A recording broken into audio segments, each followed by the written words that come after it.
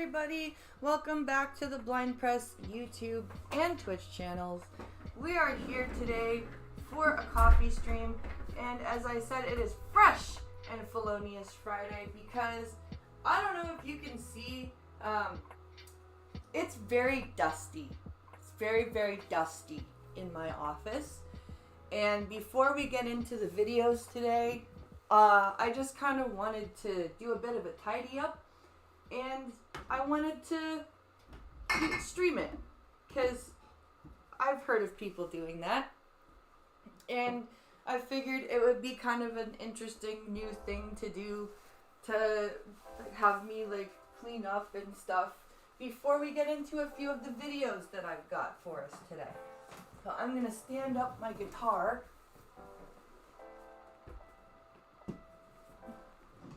over here,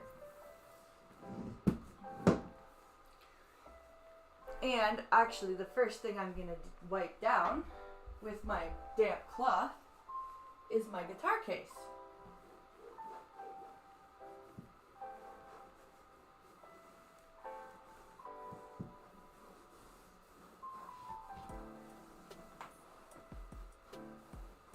I can already feel the difference. Holy shit.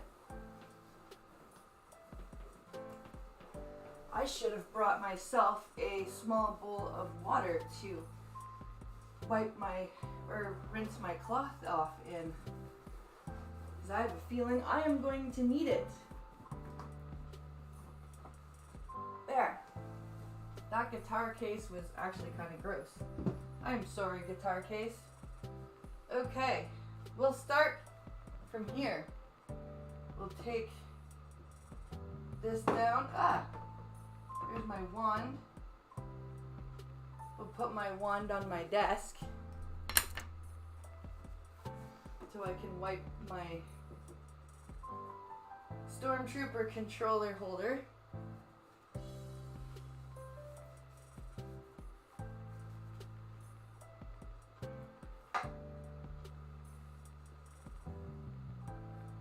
Wow, that is a lot of dust.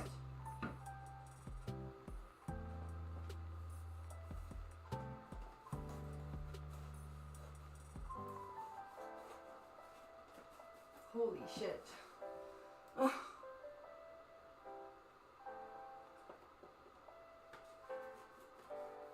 And like all these individual little boxes are all dusty too.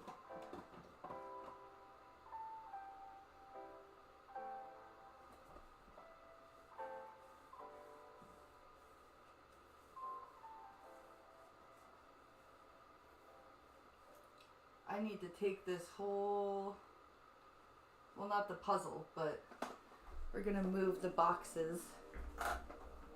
Yeah, that's what we're gonna do. Hello, everybody. My office is a giant mess. Look at what Driving Ape freaking hand did this without a lathe or anything. Like, he used his Sawzall to do this. This is crazy. All by hand. All by freaking hand.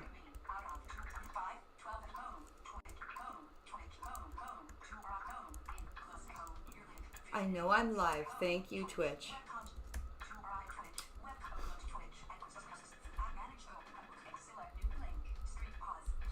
But we need to take my stuff down. There. Okay. Because, oh my god, look at all this mess over here. Okay, so we're gonna very carefully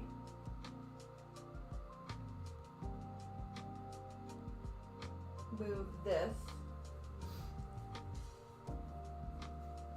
And we're gonna set him over here.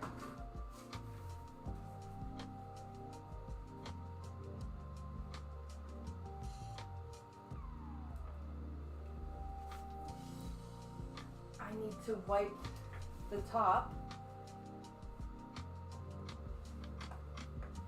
Oh my god.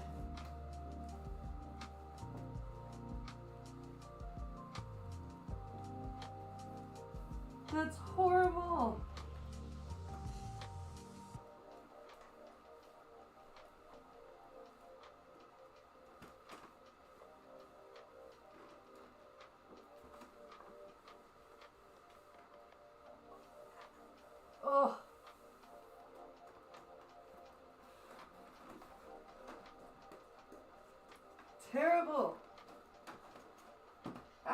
absolutely terrible. Call Eric. Answer call button. Voice answer call button. Hello? I am trying to do a cleaning my office thing at the same time as this, and then I've got videos pulled up.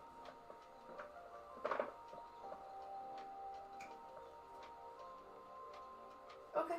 First time chat. Teams Alessinger. Best viewers on star. YouTube video player. Heading. Hides player controls. Alright.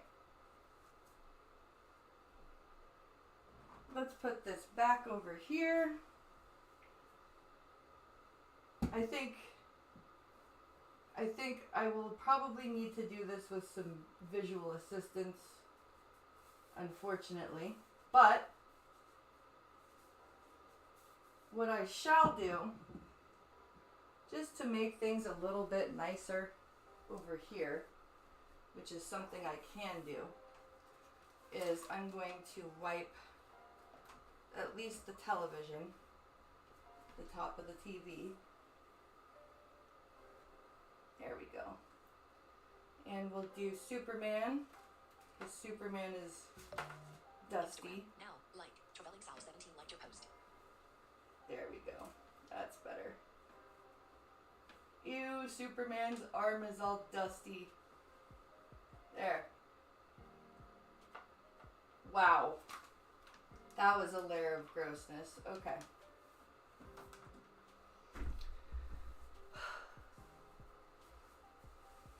Ugh. Let's put these two little boxes back.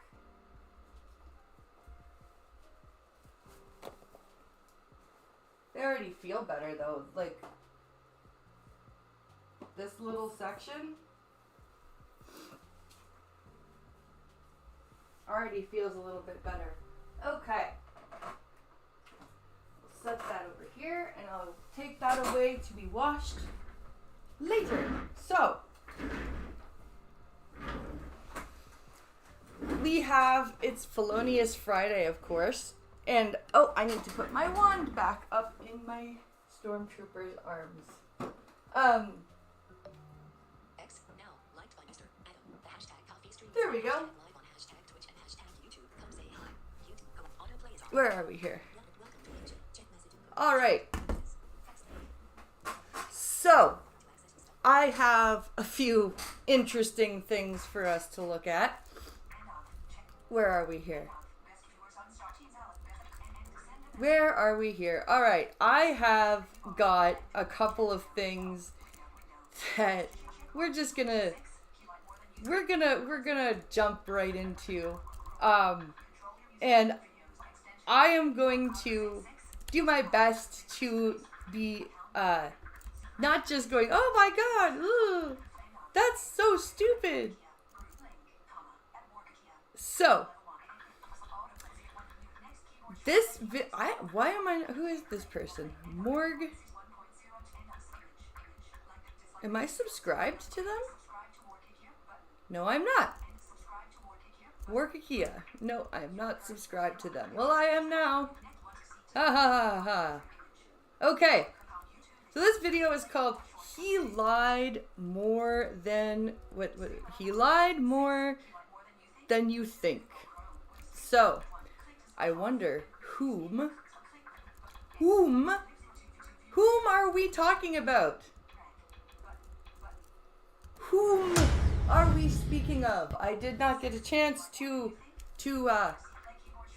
pre-watch this. So let's find out together. I hope everyone is doing alright. If you're not, that's okay, because today we are talking about a bread tuber who is having not the worst day, but the worst week, hell, maybe even the worst month of his life. A bread tuber. Oh, a bread tuber. What is a bread? I've heard that term. I've heard that term, bread tuber, but like, I've never actually known what it means. Should I Google it? Because right now, this creator is being called out. Oh my gosh, no way! That's right, the creator In Praise of Shadows recently released a 3.5-hour hit piece called Bad Conservative Horror Movies. What did he do this time? Oh my god, okay. We've been going over this since it happened. We watched Brandon Buckingham's take on this. We saw, like, we've been covering this. How could In Praise of Shadows possibly be in more shit than he already is? Which, if any sensible person looked at the video, they would assume something like it's a 3.5-hour video about bad conservative horror movies. Well, But what yeah. if I were to tell you that this is only 25% of the actual video? And I still haven't figured out which conservative horror, what's a conservative horror movie? Like, I still don't understand what that is. Like, I didn't know movies had ideology. Probably. Well, that's not true. There are some movies where you can clearly tell the ideological bent of the filmmakers. But, like, horror movies is kind of one of those genres that should be, like, apolitical. Sitting there going, how is the title of the video only 25% of the video? That doesn't make any sense. Well, guys, this YouTuber decides to spend 75% of the video doing things like lying, complaining endlessly, misrepresenting the truth, and falsely accusing other YouTubers. So I think you get why this 40-year-old tomato might be having kind of a bad day. Dude, he's... Oh, wow. Okay. Considering the amount of YouTubers he purposely dragged sounds into a this lot video, younger than there's that. already several videos about this, but honestly, the majority of YouTubers spend their time defending their part and fact-checking him. But as In Praise of Shadows said on Twitter, I also think that it is telling that the bulk of what I said has not actually been addressed at all, and that many criticisms were instead about the details that I got wrong, such as the nature of Brandon's work. I feel like it is important to note, even if I was off in some details. Like, look dude, the real reason the majority of YouTubers could only cover the part where you're attacking them is because you made this video 3.5 hours long with confusing writing. Also, you Yeah, like, I couldn't even get through the whole thing. I tried. But it was just so rambly and just so disjointed. It was really hard to follow. And I don't blame people for not wanting to cover the entire 3.5 hour thing. Like, I don't blame the called out YouTubers for picking a section and only going over that section, because it's 3 hours long. Like, holy shit. Do you have any idea how long a video reacting to that video would be if you did the entire 3.5 hours? You would have like an 8-hour video. Like, that's not, nobody's gonna watch that, and nobody's going to record it. deleted it. So I tried to do my best to make this video as condensed and digestible as possible, to properly dissect this absolute masterpiece. Oh my god, he's even got the bell, just like In Praise of Shadows did. Oh, I love it. February 16th through the 18th, I traveled to Concord, North Carolina to attend this year's Mad Monster Party. The reason for my visit was due to a large amount of negative attention that the convention had received surrounding their headlining guest of honor, the alleged rapist, Kevin Spacey. Oh, so he went there because of the controversy surrounding them hiring Kevin Spacey as a keynote speaker at this con. And I guess he wanted to cover it. I guess that was why he went. Booking Spacey is, in any sense of public optics, a very dumb idea. So he starts off the video by saying in February of this year, he went to a small horror convention called Mad Monster Party. And the reason he goes to this event is that he saw it was controversial for inviting Kevin Spacey, and he had to investigate. But he first makes the claim that the event, The most redneck and unprofessional convention that I had ever been to in my life. Why does he gotta go? Why does he gotta make it like insulting? Why does he gotta go for the redneck thing right away? I just think that's a little bit ridiculous. So what is the evidence Bob has to back up this claim? But they fully understood what they were doing, as on all of their public advertisements, they just happened to forget to include Spacey along with all of the faces of the other big guests. So this is the first and only piece he provides for why he thinks Mad Monster Party knew what they were doing and were almost trying to magically mind control guests into being in an empty room with Kevin Spacey.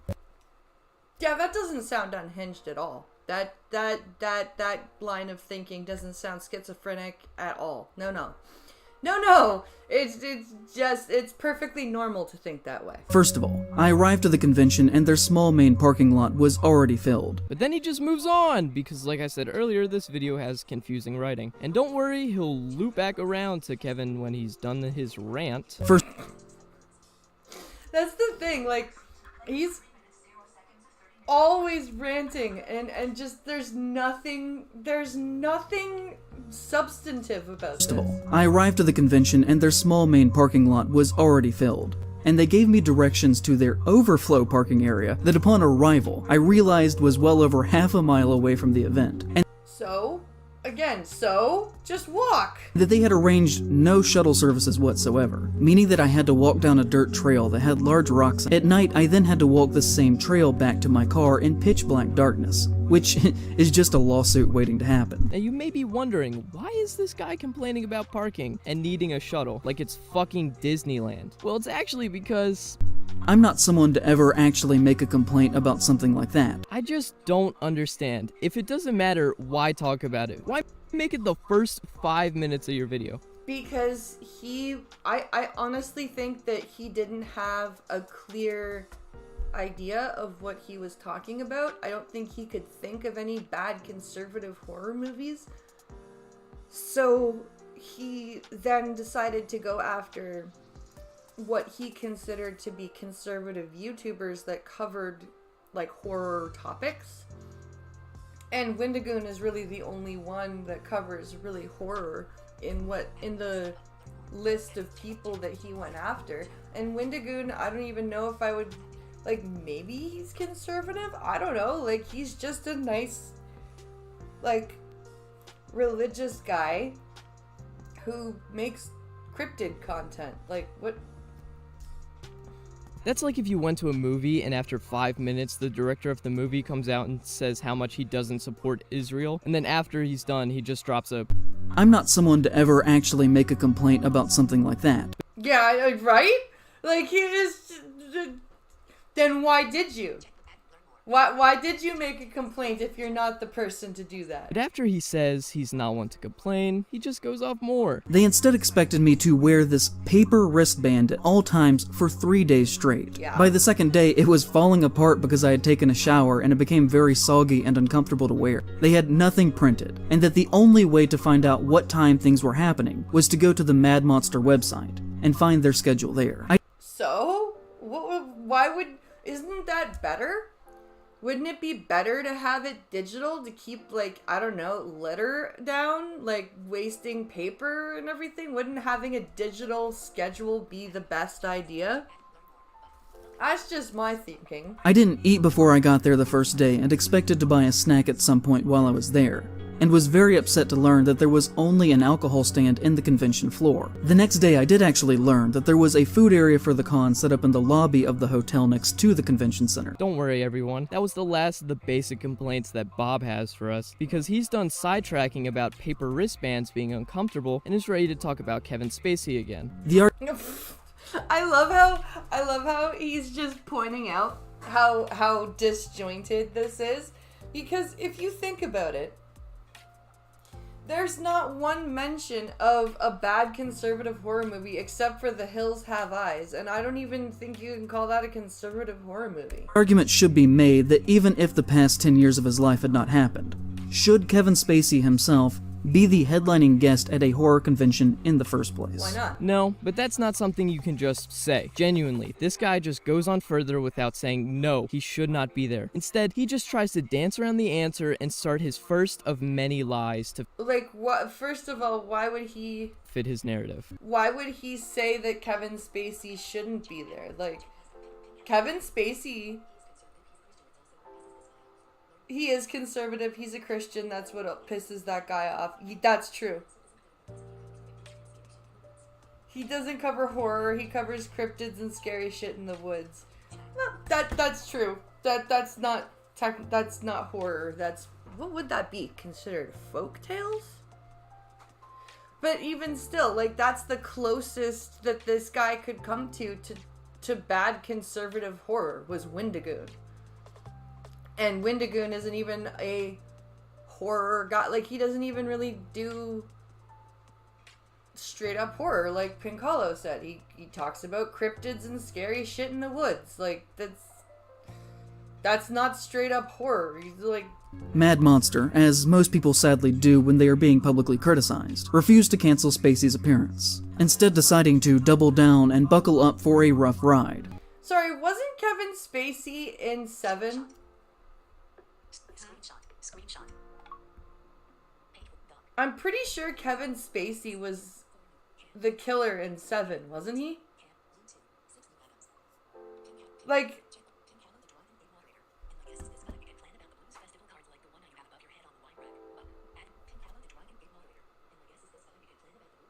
And my guess is that this guy would complain about the Blues Festival cards passes like the ones you have above your head on the wine rack. Yep. Because those ones were wristbands. It's like it's normal. That's normal shit. Those wristbands are not an abnormal type of what's it called? It's not an unheard of medium. Kevin Spacey has done very many horror movies very well too. Right. So for him to say Kevin Spacey's not a horror icon, Seven was a thriller. Yeah. That's true. That's true. They reportedly began to block anyone who said something negative about their decision or the convention, one of which was the drag queen Naomi Monroe. Did you spot it? He only name drops one person who actually got blocked and is supposedly a drag queen named Naomi Monroe. But if you actually Google this person, the closest match is the person on Instagram who is not popular enough to mention them, and there's no evidence of this person ever communicating with Mad Monster Party. So who is this person? Did he just make them up? This random fictitious drag queen? Just like, okay. So why manifest this person into the situation? Because you are a liar. One fan of the convention who had been going for years named Will Kinsler would later tell reporters. Next, he's able to actually bring up something of value by quoting a website from a concerned individual about Kevin Spacey going, and how he's not going because of him, which is absolutely what you should do if you don't like people like Kevin Spacey. Yeah, if you don't want to go, like if you have a problem with Kevin Spacey, then don't go. Thrillers and horrors are completely different.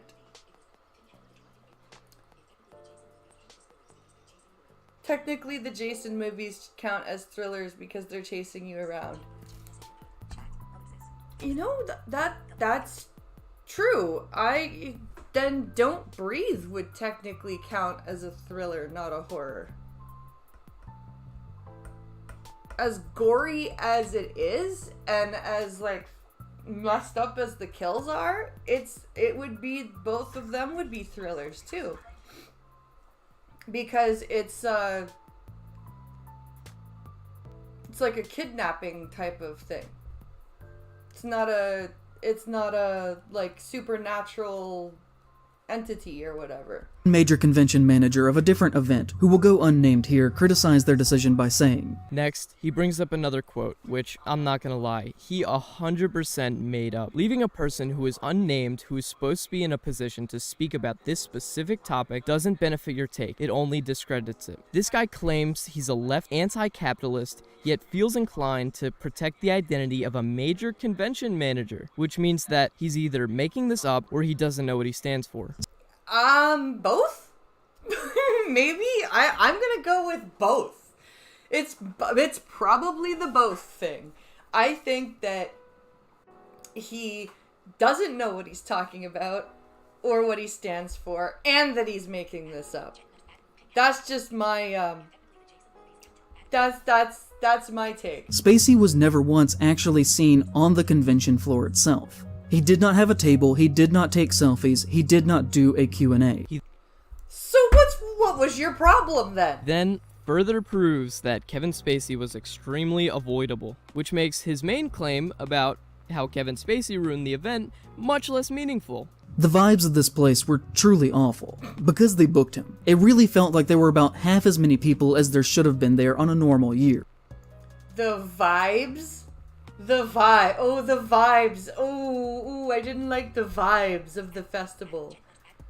This is your 3.5 hour video.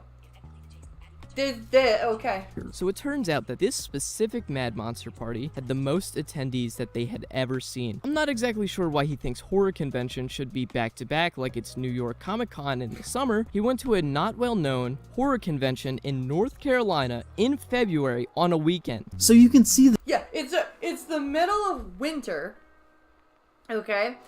It's a weekend of February in the middle of winter just after Valentine's Day.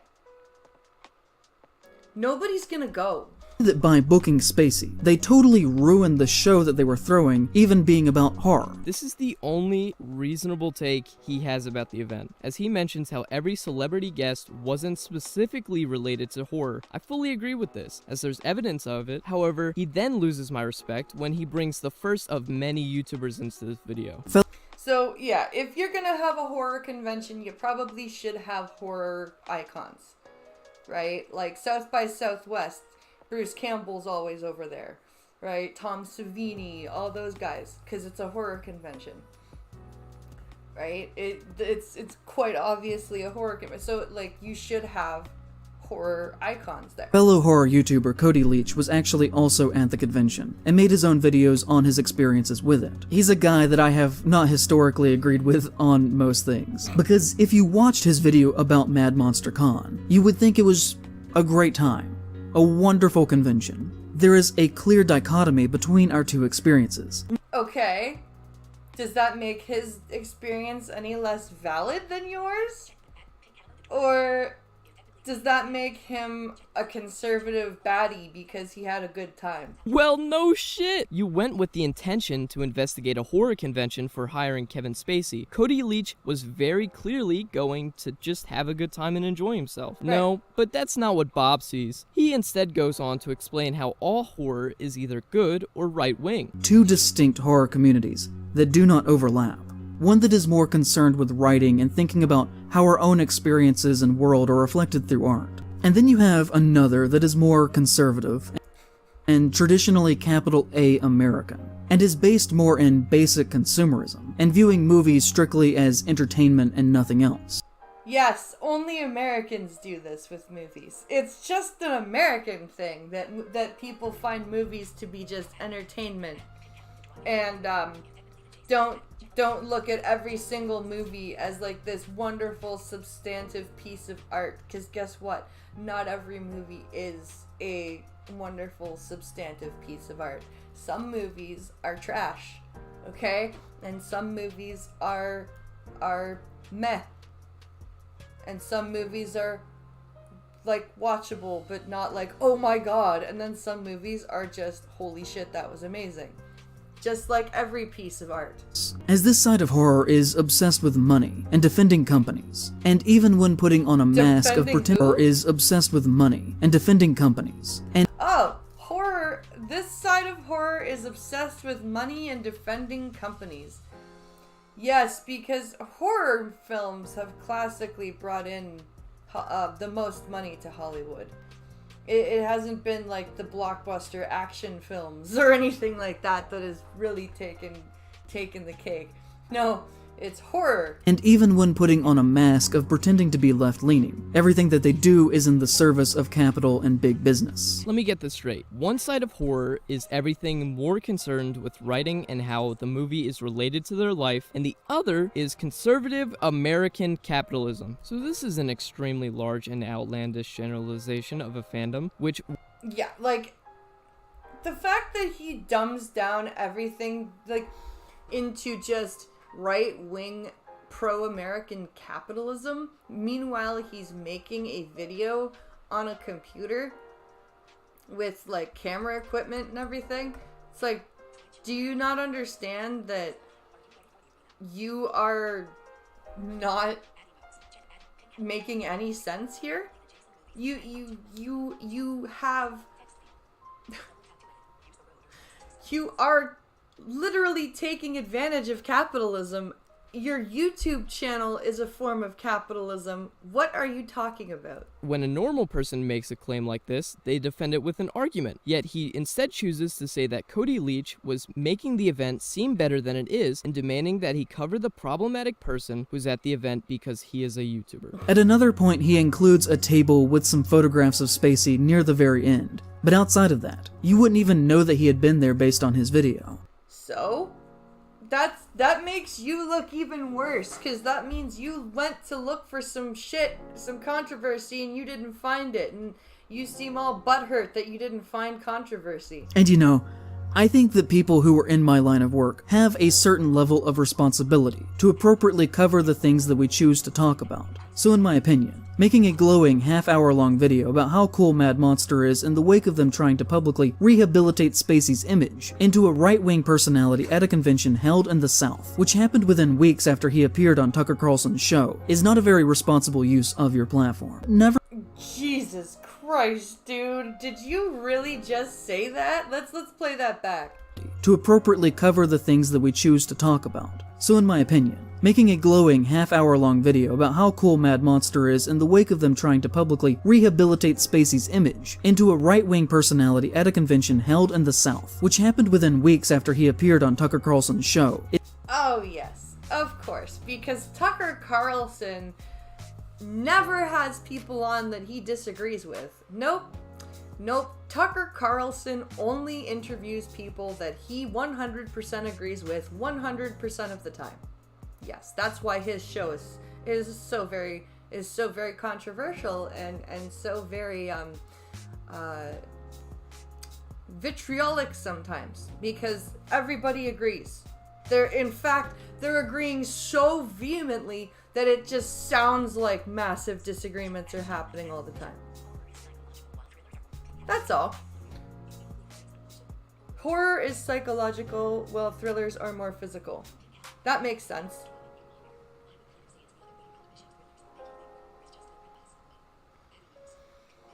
It depends on the horror. It can be either one though, cause don't like what was it called? That Nobody movie? That was a thriller, and that was pretty gory and messy without like much psychology behind it, other than like him just being a, you know what I mean?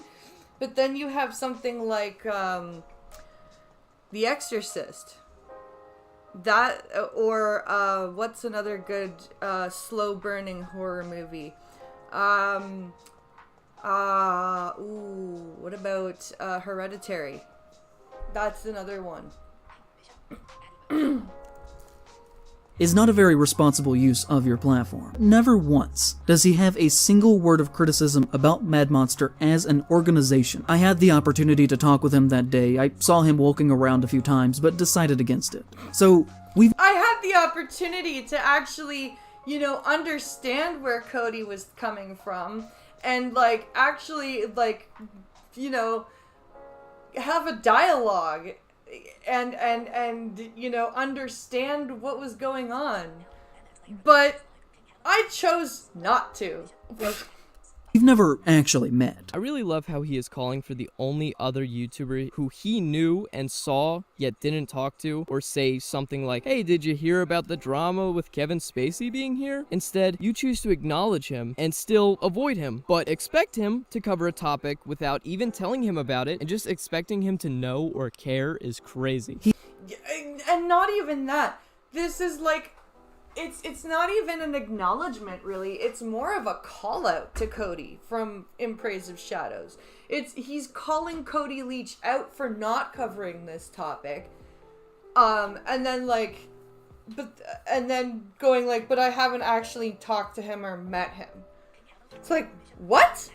He is one and the same with Mad Monster, both spinning content for money while ignoring the potential harm that the event itself might cause. This guy seriously needs help. He's at it again with the baseless, loaded statement, as if you're calling Cody Leach exploitive for making content about horror, then that also makes you exploitive. And Mad Monster Party does not produce content. This is a pointless take. For the next part, I need everyone to buckle your seatbelts, because we're about to go on a speed run of the craziest shit I've ever heard. Oh. This is I like this breakdown of the whole video. This is a good breakdown. He genuinely seems like an alright guy, which is the issue here. The slow creep of conservatism within all forms of art and every aspect of life is marched down a road that is paved by smiling, friendly liberals. What the fuck? Guy, which is the issue here. The slow creep of conservatism within all forms of art and every aspect of life is marched down a road that is paved by smiling, friendly liberals. So let me get this straight. He's accusing friendly liberals of letting conservatism take over. Meanwhile, over in the conservative sphere, who is it? Who do they claim are the problem? The white friendly liberals. What the fuck? This is insane. This is literally a snake eating its own tail. A centrist view of this event didn't even think that it was worth mentioning the act of harm that was being done here. What act of harm? It was a convention, a small horror convention in the South that Kevin Spacey was barely at. What act of damage? This guy ranks and reviews horror movies. None of his YouTube content has any political undertones whatsoever. And what is the harm that this centrist view caused? Who was harmed in the making of this product? I'm in here, and if I see him, I will be very happy to see him. But at the same time, I understand the allegations against him, and that's kind of weird. But Mad Monster is an amazing thing that I'm glad I'm at. He even said it. He was like, it's kind of weird that Kevin Spacey's here with the allegations going on, but you know what? It's okay. I'm just glad I'm here. And whether or not he's here doesn't stop how awesome this convention is. Did you guys just fucking understand what he said? Because I still don't. I'm not purposely clipping this guy out of context, but he uses the news clip as evidence of the harm caused in the making of this product. And I don't know about you, but this guy definitely was not affected at all by Kevin Spacey being there. No, he was like, yeah, it's kind of weird, but oh well, I'm still glad to be here, and you know, it's not that big of a deal at all. I'm just here to have a great time. A lot of vendors are pulling out of Mad Monster Con in NC because of Kevin Spacey being on the guest list. It sucks because a lot of greats will be there. Sure. She then tagged several of the prominent guests, including John Glover, who played Riddler on Batman the Animated Series, who said, "No one pulled out. It was a lovely weekend. I don't appreciate tags in this nonsense. There are real dangers in the world. The Mad Monster guest list is not one of them." And he's right, whoever that person was. The Mad Monster guest list is not a danger in the world. She responded by saying, "I know a few vendors personally, but please tell me more." To which he didn't respond. It's almost like the guy who worked in the space doesn't need to argue with every single person on Twitter, who honestly might not have actually been a vendor. So wait, this guy is angry, In Praise of Shadows is angry at the organizer for not engaging with people on Twitter like a ragey teenager? Okay. So apparently In Praise of Shadows feels that proper communication is a shouting match on Twitter. Okay. So this is the last piece of evidence he has for the harm that was done in hiring Spacey as a guest at the event. And little by little, he is attempting through events like Mad Monster Con to establish a base within American culture. A base within American culture. A base within American culture. Dude, what kind of weird conspiracy theory is this shit? What the fuck? he sounded high a little bit. Jonathan Glover, that's actually surprising. Like, none of this, like, this is insane. Like, and that was the organizer that was saying that. Nobody's pulled out. Just stop saying this shit. And this In Praise of Shadows guy is angry that the organizer is Does he not not understand that engaging Kevin with people. Spacey's an actor? Going to a horror convention isn't going to get you the label of being an American culture icon. No. I'm just back from an incredible weekend I spent in Charlotte, North Carolina at the Mad Monster Convention. It was just so much fun, and I'm so grateful to all the fans who came out to say hello. Your kind words meant so much to me, but in particular, it was the... Yeah, yes, that is so very, it is so very controversial. new stuff, this amazing clay guy. This is for Oh my you, sir. This is awesome. I signed a number them all. You have number one. First of all, what is your name? I'm Barry. Barry. Thank you, Barry. This is incredible. And second, how long have you been doing it? I'm looking forward to seeing you at the next one, and we'll have an announcement soon about when that's going to be. So take care of yourselves. We'll see you later. Bye. I find it very ironic that he wanted to wrap this section of the video with a very real and sincere video of Kevin Spacey. Yeah. That was like, he was so genuinely happy to be there and like meet people. Oh, Kevin Spacey, I just saw the interview with Lex Friedman. It is 4 hours though. Oh wow. That's a long interview. Holy shit.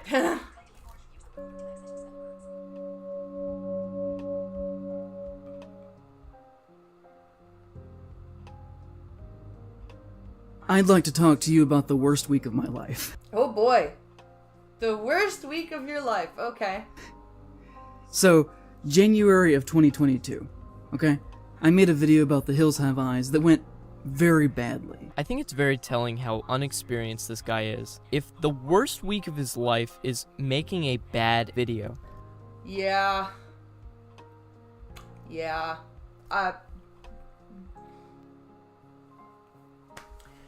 dude.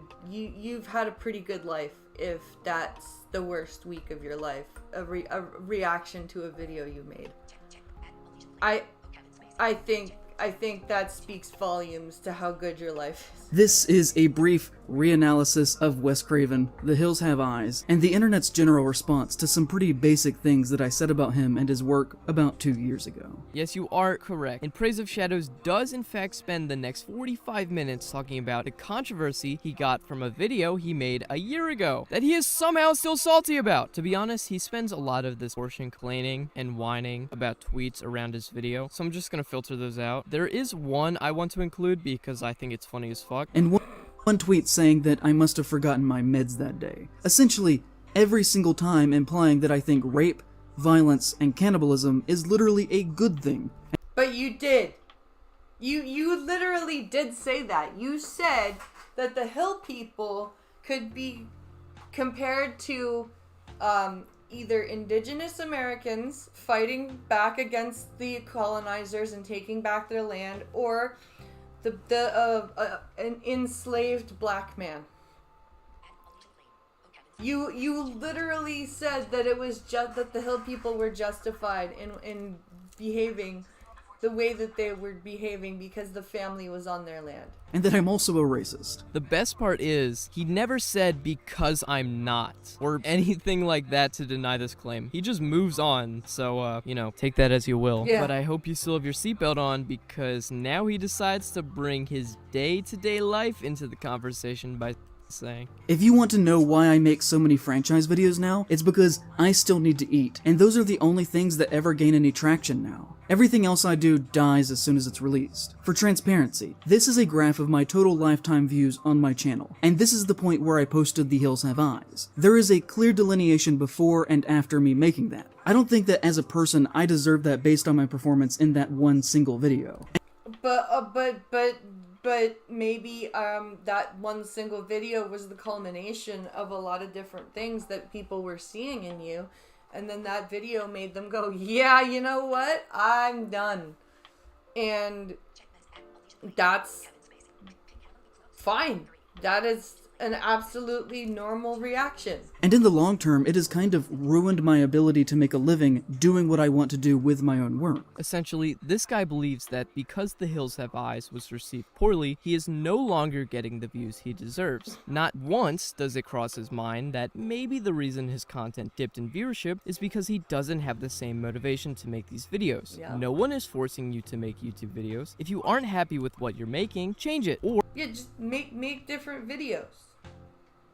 Like this is why, like, today I was looking for, you know, some things that I could watch, that because there are some times where I think you guys can tell that I am getting a little bit bored with what I'm watching, and I think, you know, I don't want you guys to see that, and I don't want you guys to be bored. So like I try to find stuff that I can have something substantive to say, you know, and have a good reaction to. Or get a new job. You have no reason to complain about your own videos. You are the one making them. Wes Craven was undeniably an extremely left-leaning filmmaker, who infused that into practically all of his work. You can find this subtext throughout every single one of his films. It's just an objective fact. Now, many of you probably don't know who Wes Craven is, but he has written and directed like 50% of horror movies. He made things like Scream, Nightmare on Elm Street, and other horror movies from Last House on the Left. the 80s and early 2000s. And I've seen those movies and read their synopsis, and at no point is it apparent that Wes Craven has infused leftism into his work at all. Sorry, but No, there's no, like, you can't look at Wes Craven's movies and be like, yes, he is left-leaning, or yes, he is right-leaning. Like, you can't tell, and that is the point of those movies. You're not supposed to tell when you're watching a horror movie what ideological bent the director and film and producers have. It's a horror movie. It's not supposed to be political. Like, I'm sorry, it's just not. Like, Amityville Horror was not political. Fucking Poltergeist was not political. The Shining was not political. Frickin' Pet Sematary was not political. Like, horror movies have a different message to convey other than politics. Political movies are like your biopics and shit, right? About political figures. That's political movies. Or 12 Years a Slave. That's a political movie. Right? Not fucking horror movies. But this objective fact is more objectively false. Wes Craven even said that The Hills Have Eyes is the film that expresses rage against American culture and the middle class, which isn't a politically sided statement. The other evidence he provides for Wes Craven being a leftist in betting his work. You know, it seems like Wes Craven liked to use German Shepherds as a visual code for racist cops. I couldn't find anyone else What? online who had this take or even thought about this for Wes Craven. But even if he is it not possible that the cop just has a dog? Nor Like, whoa. I couldn't find anyone. The Wes Craven specifically uses German Shepherds to show racist cops. What the fuck? You do know that most police dogs are German Shepherds, Anyone right, else dude? online who had this take or even thought about this for Wes Craven. But even if he is it not possible that the cop just has a dog? Normal police I officer. think it is about political propaganda. Horror is its own political expression. That's an interesting take on things. There could be something like that. Officers have dogs, dude. Why does it have to be a visual code? If a cop is racist, then they will show us he's racist. Yeah. And also, having a racist character in your art does not make you a racist. This is another time where I feel like he's really reaching and tries to prove that a video he got shit for was actually a reasonable take. Maybe Wes Craven liked to write horror and metaphors, and enjoyed using visual shorthand symbols within his work. He didn't, but luckily you cleared this up by saying, I said nothing that was either groundbreaking or new, or outrageous, or even original there. No, but what he's actually saying is Wes Craven is known for being a leftist, and the cannibals in The Hills Have Eyes are metaphorically Native Americans. Yes. Yes. He is definitively making those statements about one of the most famous horror directors on the planet, and basically saying that Wes Craven felt that the cannibals in The Hills Have Eyes should be allegorical for the indigenous people, Despite being white in the film, and that he is just repeating what he saw from online, which just isn't true, so let's just move on.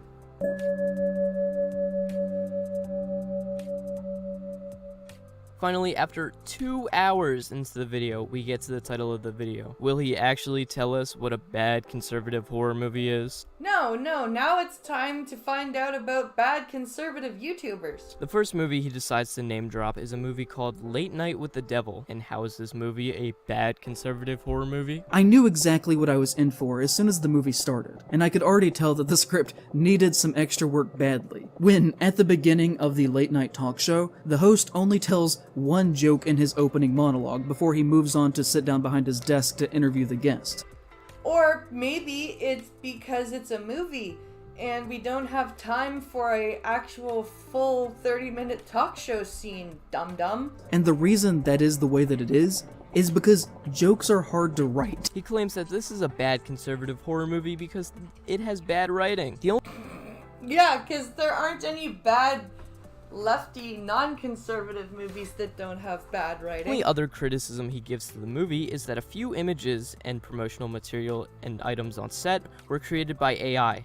And I'm not a political expert, but I don't believe that conservatives exactly support the usage of AI art, as Yeah, no, not many of them do. they typically tend to lean towards a more traditional view. So I really don't think that this could possibly be a conservative horror movie in the first place. Horror has a modern internal problem with conservatism and fandom-based centrism that excuses that conservatism and reinforces its power.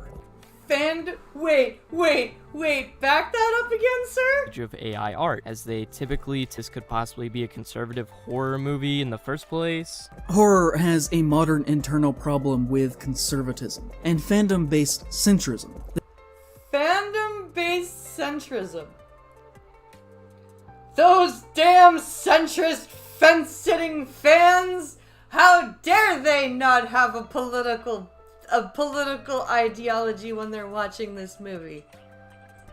How very dare they be in the center and try to look at things from both angles? Those bastards! That excuses that conservatism and reinforces its power. But horror is an intrinsically left, punk, anti-establishment, countercultural art form that is primarily concerned with social issues and pushing boundaries beyond what is deemed acceptable by traditional, more conservative, polite society.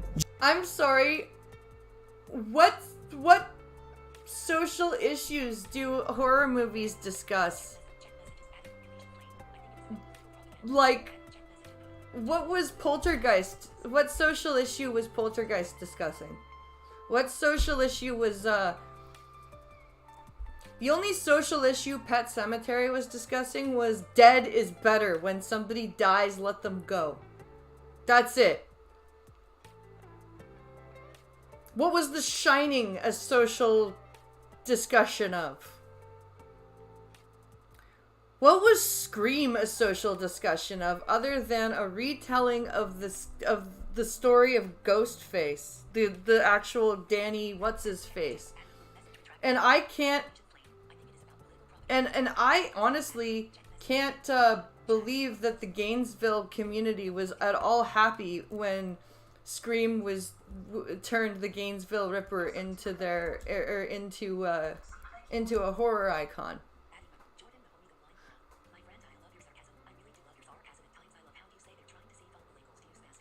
Oh, thank you, Jordan. What if we try to think about a social discussion? Well, see, that's the thing. Like, the social discussion is I don't see what he's trying to discuss here with this video. Just about every major work of iconic horror has had a leftist message to what it is trying to say at its heart about the human condition. But horror is an unabashedly political genre that is concerned directly with issues facing the current society. If you didn't understand any of that, it's okay. He literally is just spending his time trying to loosely redefine what horror is. Now, I've never personally thought of horror as left punk. I thought horror was supposed to be something scary or make you frightened. Not Yeah, horror, the whole point of horror, and we've had scary stories since before movie, radio, TV, any of that. Horror is to play around with the unknown, to safely explore the dark beyond the fire, to safely explore what could be out there, and to within the bounds of a story just be absolutely out there and crazy and scary, just to say, what the fuck is Left Wing about the Dawn of the Dead series? Well, Land of the Dead was like thousands of guns. That's real leftist, right? Well, but don't you remember, honey? All these left anti-gun people love those movies, right? And The Walking Dead. They love all the Walking Dead shit with the guns and the crossbows and everything. But the minute real world shit happens, it's like, no, take the guns away. not deep political messages. Like, are you really trying to pull the fun out of horror movies here? The next part, in Praise of Shadows, comes off as so hypocritical because he says this. Which is that people are not willing to criticize others within the genre space when they are doing wrong, and are not willing to criticize aspects of horror films either out of social politeness, because it is a small community, or, more frequently, allow their values to take second place behind their love of genre. Not willing to criticize aspects of horror by letting their values get in the way of their love for horror. What does that even mean? Horror by letting their values get in the way of their love for horror. By letting their values get... You mean like what you're doing?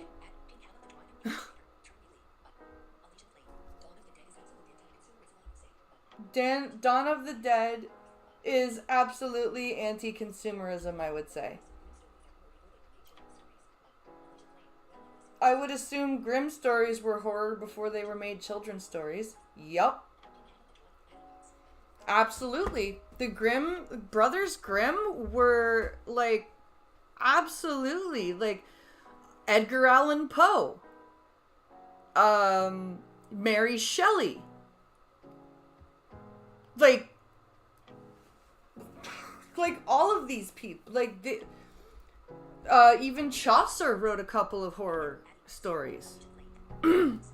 My guy, you are literally doing this. You just spent over an hour trying to defend the idea that leftism is in horror movies. 2014 article titled, "The 8 Most Conservative Horror Films of All Time." The Federalist actually tried to argue that Night of the Living Dead is one of the best conservative horror movies ever made. You know, one of the first mainstream movies to have a black male protagonist that ends with a definitive statement about how black people are treated by lynch mobs at the time.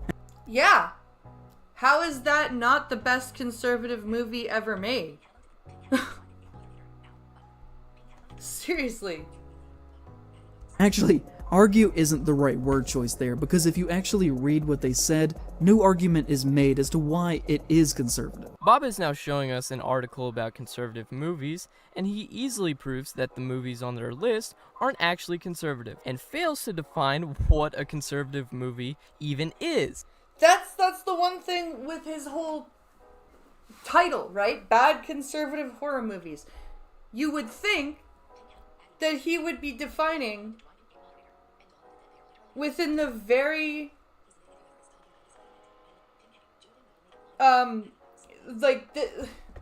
this is my brain just broke a little bit. Let me back this up a minute. Actually conservative, and fails to define what a conservative movie even is. Yeah, okay, so his whole topic of bad conservative horror movies, what he should have done in the very first part of his video is set out what, in his view, a bad conservative horror movie is. All to some extent have that lingering conservative leaning established and canonized in The Exorcist, with the worst that I've ever seen being the recent Pray for the Devil. Everything about canonized Is. all to some extent have that lingering conservative leaning established and canonized in The Exorcist, with What? Right? The Exorcist is right-leaning?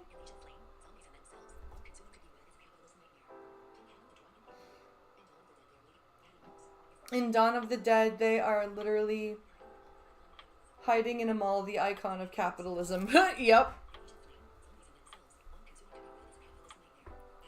Zombies themselves, all-consuming, could be read as a capitalist nightmare. Could.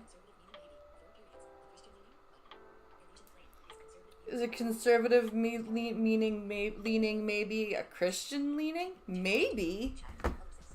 But even then, like, a horror movie that is religious in nature doesn't necessarily mean that the director is religious. Like, William Friedkin, the reason that he directed The Exorcist is because he had heard about a Lutheran boy about 12 years before, like in the early 50s in Georgetown, that was supposedly possessed. And William Peter Blatty had also heard the same story, so he wrote The Exorcist, and then William Friedkin got together, and then they got together and produced The Exorcist.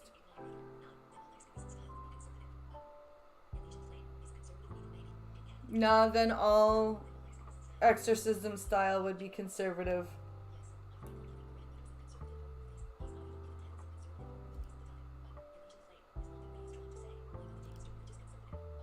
with the worst that I've ever seen being the recent The problem is that the zombies aren't consuming things, they're consuming people. Yeah. of leaning established and canonized in The Exorcist, with the worst that I've ever seen being the recent Pray for the Devil. Everything about this film is awful. I think it is my least favorite horror movie that I have ever paid to watch. Everything about what it is doing on a narrative level is extremely conservative coded, and that was a deliberate choice. Conservative coded. Conservative coded. What the fuck? Now I want to know what Pray for the Devil is. Never even heard of Pray for the Devil. What's this stupid thing?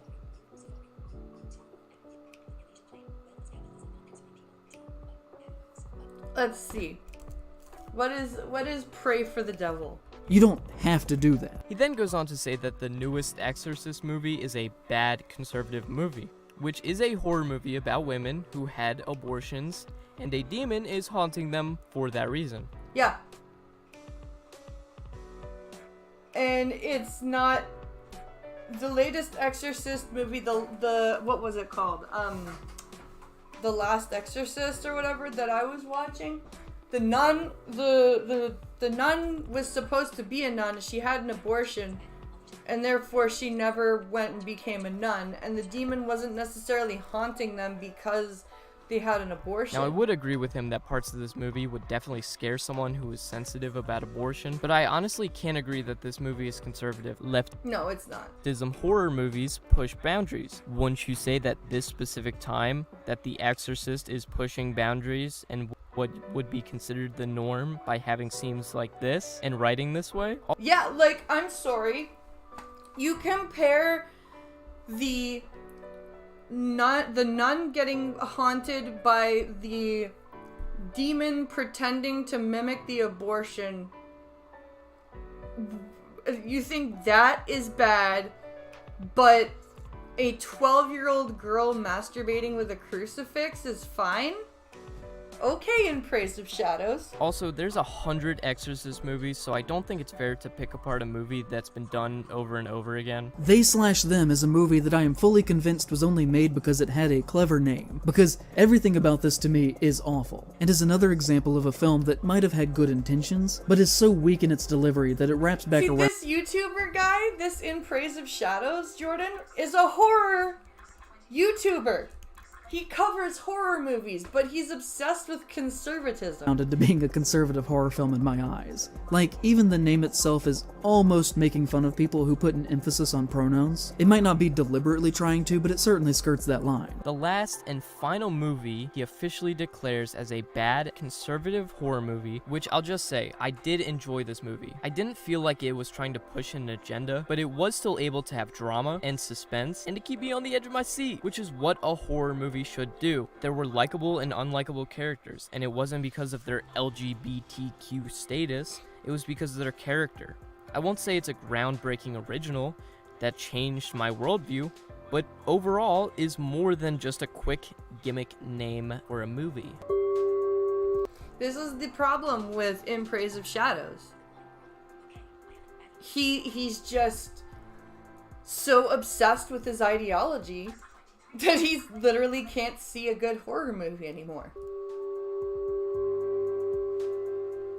This section of the video is the reason that any YouTuber made a video about this guy at all, as this genius calls out 13 content creators, each with their own allegations, each stemming from one creator. Yeah, 13 YouTubers, one creator with allegations, and all of these things, no proof, by the way. No proof to back this up. And all he does is just spew mental nonsense and then wonders why everybody is making videos about this. If you're not aware, Wendigoon is a horror conspiracy theorist YouTuber with several million subscribers. A horror conspiracy theorist YouTuber. No, dude, he just makes videos about cryptids. That, as you will hopefully come to see, should not be seen as the wholesome, southern, friendly dad persona that he But he's, first of all, his friendly dad, he's like 21. has publicly constructed around himself in the past several years. And that, like many people who talk about being Christians as much as he does, has a dark past with deep ties to far-right extremism. What? Oh, yes, because of his account, his Twitter account. And what is this far-right extremist past? He won't tell you that yet. First, he has to complain about Wendigoon. He became exceptionally wealthy by the time that he was 19 or 20. There are some works that fundamentally will not be understood by you if you are wealthy and have always been upper class your entire life. That Wendigoon was raised in a very wealthy family, and with that comes from a wealthy perspective. I even came from a poor family, and he didn't. I have no need or desire to hear 5 hours of opinions on Blood Meridian from a 21-year-old millionaire. So I came from a poor family and Wendigoon didn't. Where? I think he cannot distinguish between his own opinions or his own emotions and an informed at this opinion. point of the I think video, you're Bob the right. Tomato is completely fuming as he is upset at Wendigoon for just having money and making YouTube videos. Like, I'm sorry, dude. Just maybe if instead of spending your time complaining about someone else's net worth and how you think someone who has money can have an opinion on art, and instead started thinking about how you can actually build your wealth, you might actually be able to make the videos you want to make. And so if you leave the home and immediately become famous and rich, without having to ever actually truly struggle, can you be considered to have ever actually had lived experience at all that would qualify you to give criticism on works of art? Yes. Yes? Just because someone doesn't have the lived experience you do doesn't mean they can't criticize art.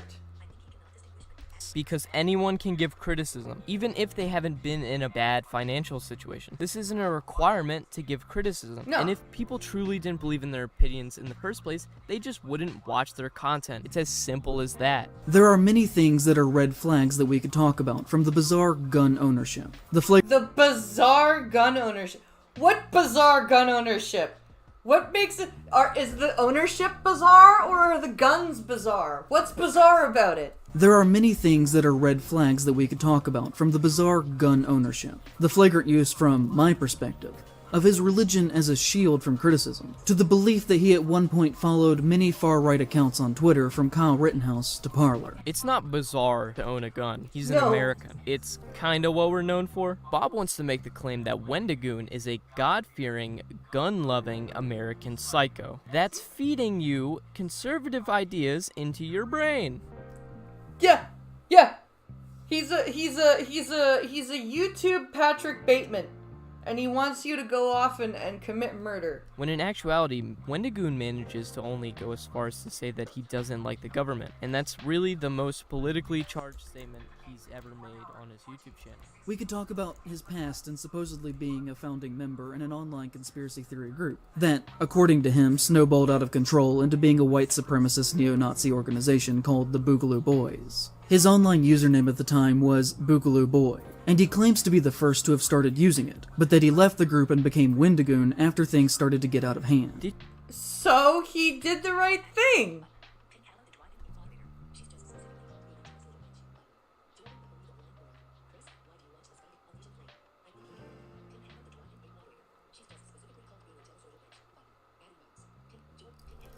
Wait, what?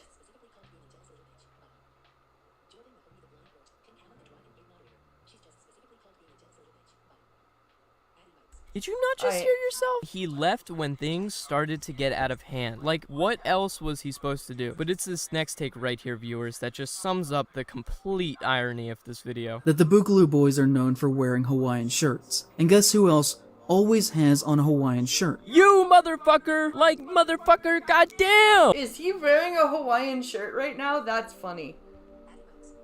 That's funny.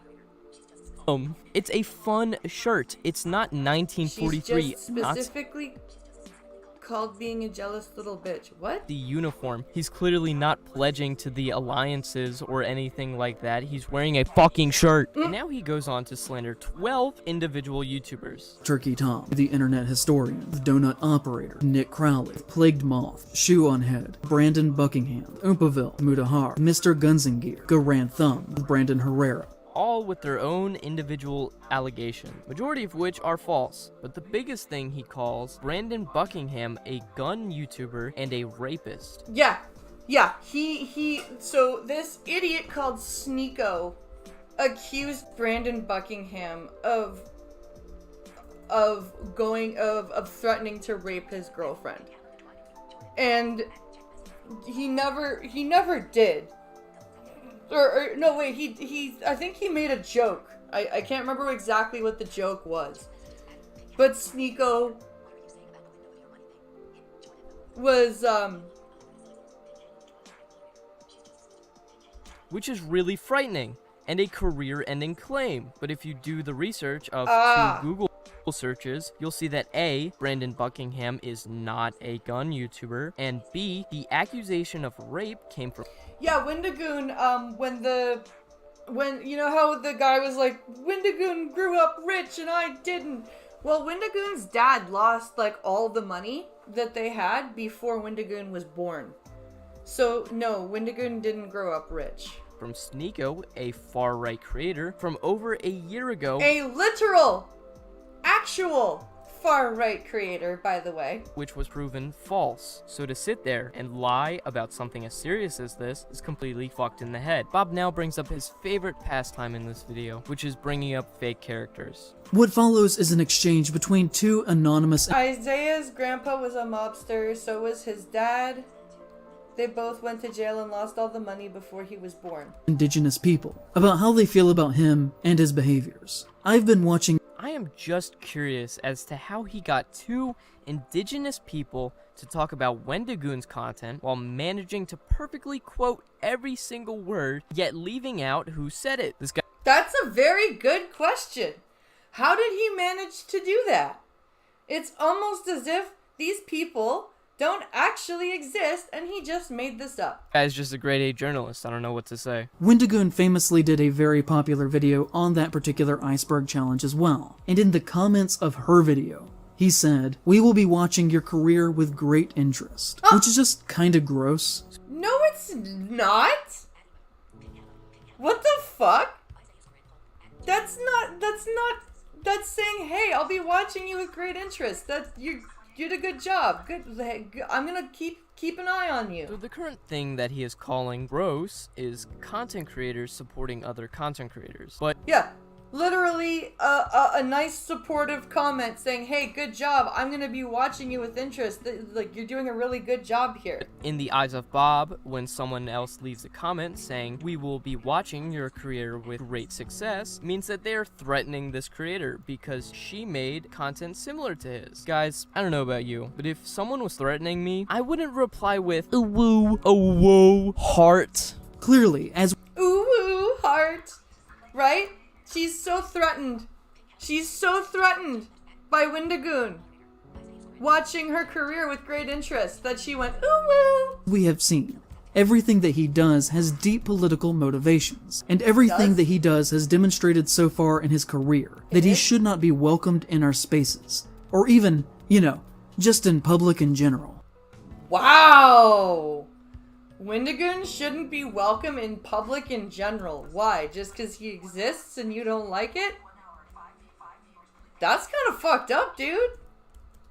That's very fucked up. Should not be accepted within society at all. They should not be celebrated. They should be treated for what they are. Because remember, kids, when somebody shows you who they are, believe them.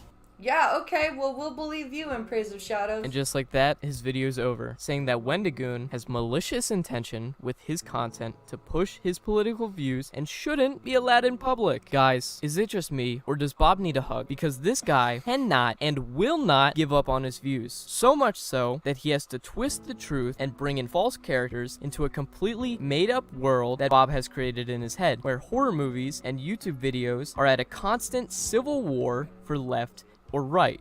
Yeah, like, what the fuck? Why can't horror movies exist in one area and YouTube videos exist in another area? I don't... The more I listen, the more he's rage bait. He so needs a big hug. It's not going to take a NASA engineer to acknowledge the fact that this guy absolutely went off the deep end in this video. I mean, really bottom of the barrel when it comes to these claims and writing. It shouldn't be seen as a credible source or someone who has genuine takes when he frequently gets caught with his face red and his pants down. The final note I wanted to add, when In Praise of Shadows initially got backlash for this video, he completely removed the Wendigoon section. And if you watch this version, you'll notice it didn't need to be there. His video would have ended with the same stupid arguments. Yep. The only difference is that no YouTuber would have talked about it. So I have a small game theory that just maybe he called out these creators because he wanted everyone to look at him and he was rise through the ashes. Yes. That's exactly what it was. He wanted people... He wanted some... He wanted some attention. And he wanted notoriety, he wanted views, and he got what he wanted, but then he deleted everything. What is my favorite horror YouTuber? I am subscribed to Fascinating Horror. They do like short little documentaries on different situations. Pincalo shows me the those cave diving videos where we hear about the people that went down cave diving and died in those tiny little crevices. It's like, no, thank you. But Fascinating Horror is pretty interesting.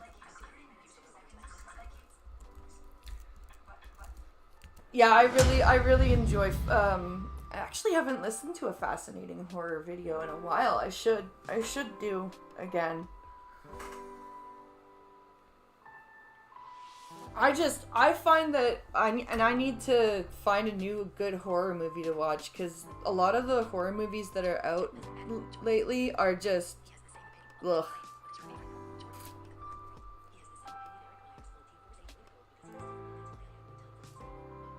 Ah, yeah, the opinion of he's bad because he's different. Yeah, I hear that, Jordan. I hear that. Alright, guys, we're gonna do a quick bathroom break. So if you need a refill on your coffee or your tea, now is the chance to do so. I shall return in a couple of moments, and we will carry on with our videos. So I will see you in a minute.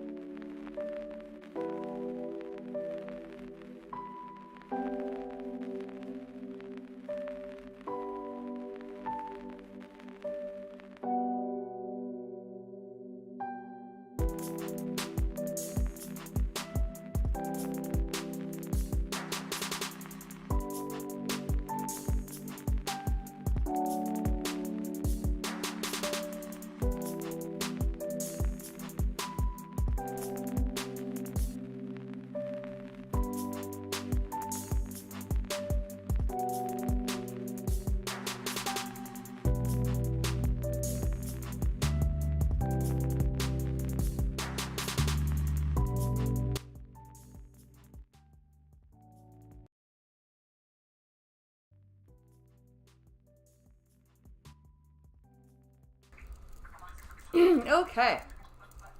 We are back. And now, it is time to jump over to our next video. Except, am I on solo cam? Yes, I am. Okay. Well, that's an explicit chat I just got over in Twitch. Do you want to see me naked? Dude, This is not OF. This is what the hell? What is going on here? Why do I have such crazy thoughterry going on in my Twitch chat? Oh, fascinating horror.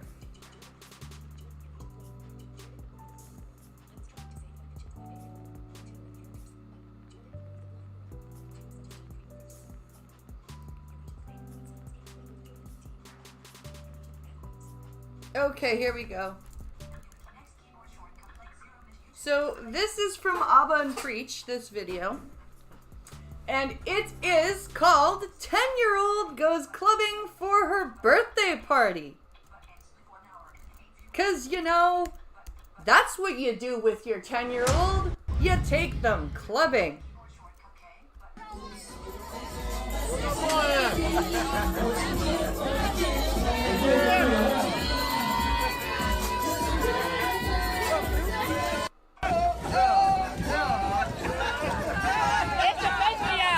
What the fuck? This is actually a mother actually did that. John Karima from Jigsaw. Nice. Oh, my Streamlabs thingy just went bling. What is the bring from Streamlabs?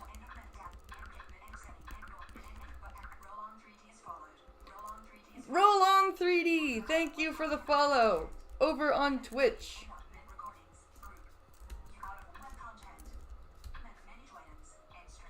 Okay.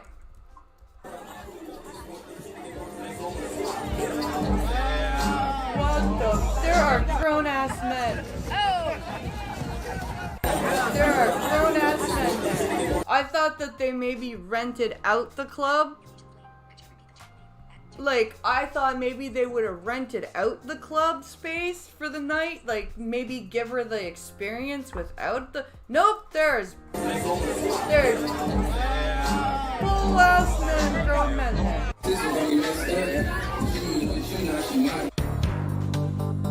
No shit. Law and Order music for sure.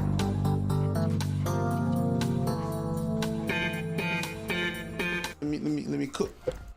Okay, hold on. Let me. Just because it's the setting of a club. Okay, hold on. Let me cook. Look at the flip of the wrist. It's just because it's the setting of a club that people are acting. But I've seen plenty parties when people show the cash that they receive. Oh, show me how much you got, and they show it. It's just because it's the setting of a. When you go to a club, y'all act like kids. It's true. Adults at club, this is why, like, even when I was younger, I hated going to clubs. Because everybody was just so loud and so, like, stupid and so just over the top, and the music was loud and you couldn't do anything. Like, I couldn't hear where I was. I hated it. Drunk people are kids, okay? That being said,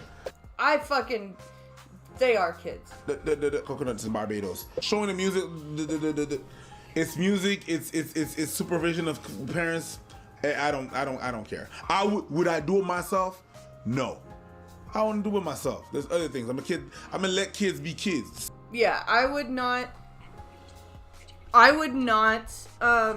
take my child clubbing. Same way I wouldn't put like sticker tattoos on my kids or whatever, whatnot, or whatever, you know. There's certain things that I wouldn't let my kids do, but if other ones, that's gonna be like, yeah, you do your thing. I think the ring girls is a bit much. They were dressed. They could be dressed. They're ring girls. That's what they're there for. Fine, but call it what it is. Just because they're not in a full-on thong, we know why they hired all women to be there like this with the outfit like that. It's fine. Yeah. Yeah. He's not wrong. He's not wrong. The whole thing about, like, there's a line from a Pink song, and I love Pink. Okay, Pink is one of my favorite female artists. Okay, but there's a song called "You Plus Your Hand," and it's about her going to the club with her girlfriends and shit and getting hit on by drunk idiots. Okay, but there's a line in the song that says, "We didn't get all dressed up just for you to see." Bitch, yes you did. Bitch, yes the fuck you did. You got dressed up to be noticed. Don't even start with that shit.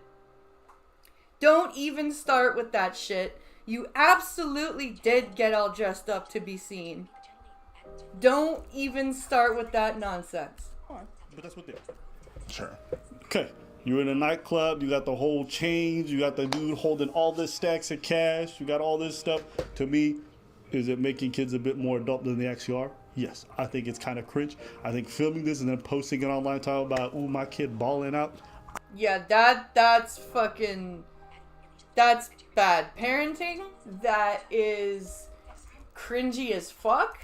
That is just, to me, that's just ugh.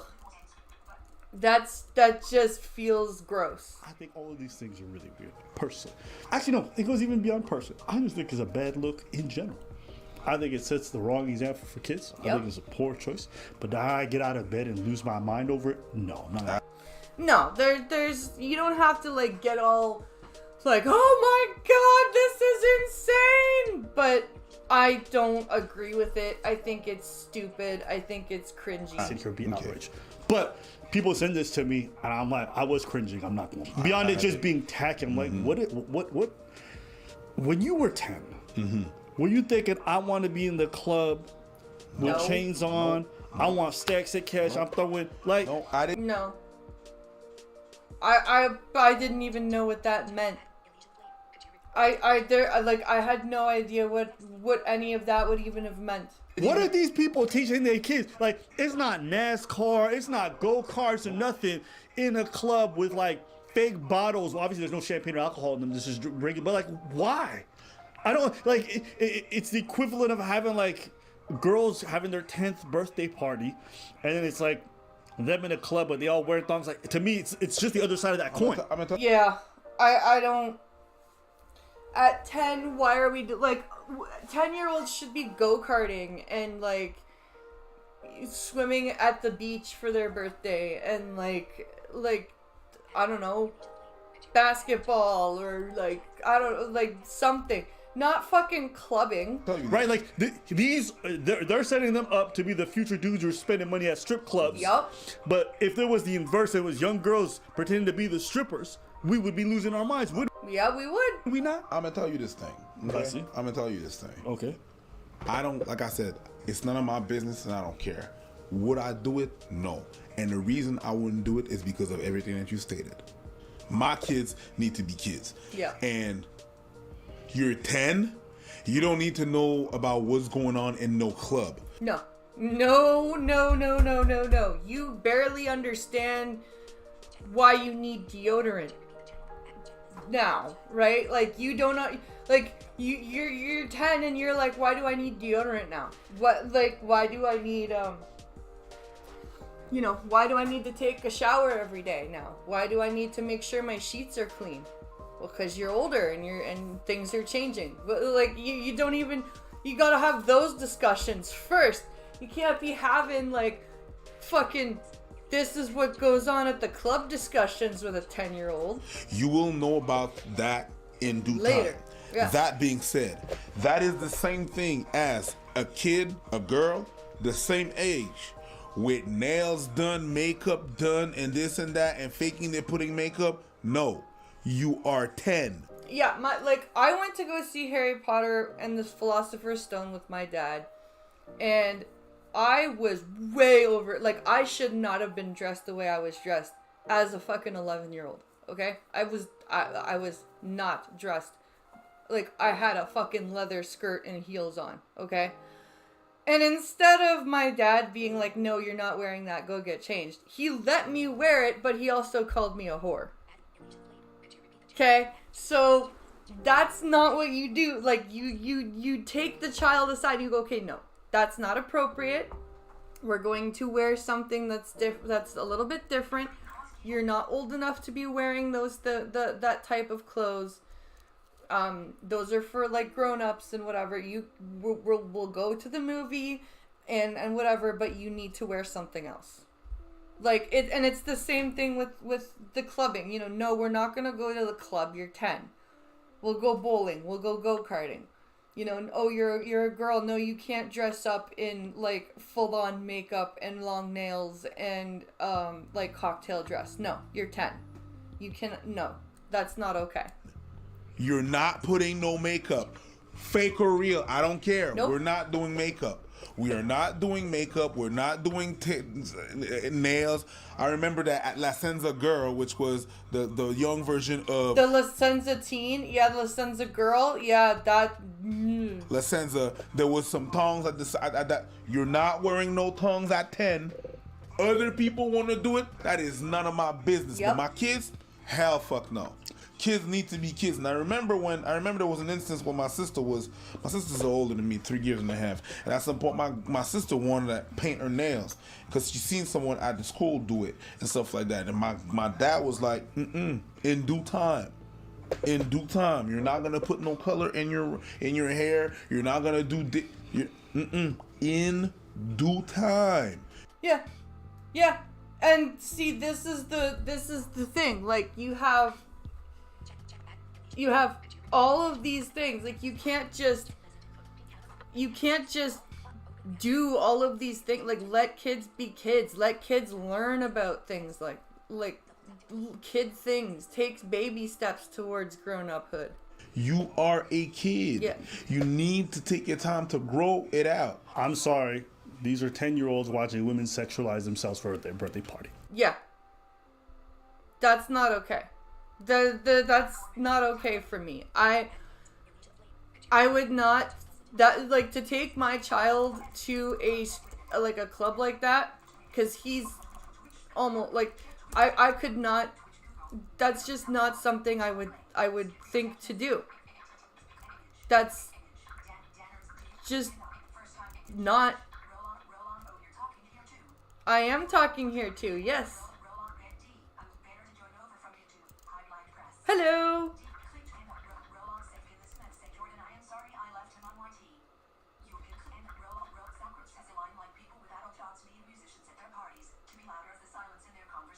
Yep. It is. It is. Very much. Very, very much so. I would, I don't even know what a parent's thinking when they're like, I'm going to take my 10-year-old to the club. It's not cute. Like, and as another adult, I would be like, why the fuck is there a child here? Like, what? Like, I would hate that.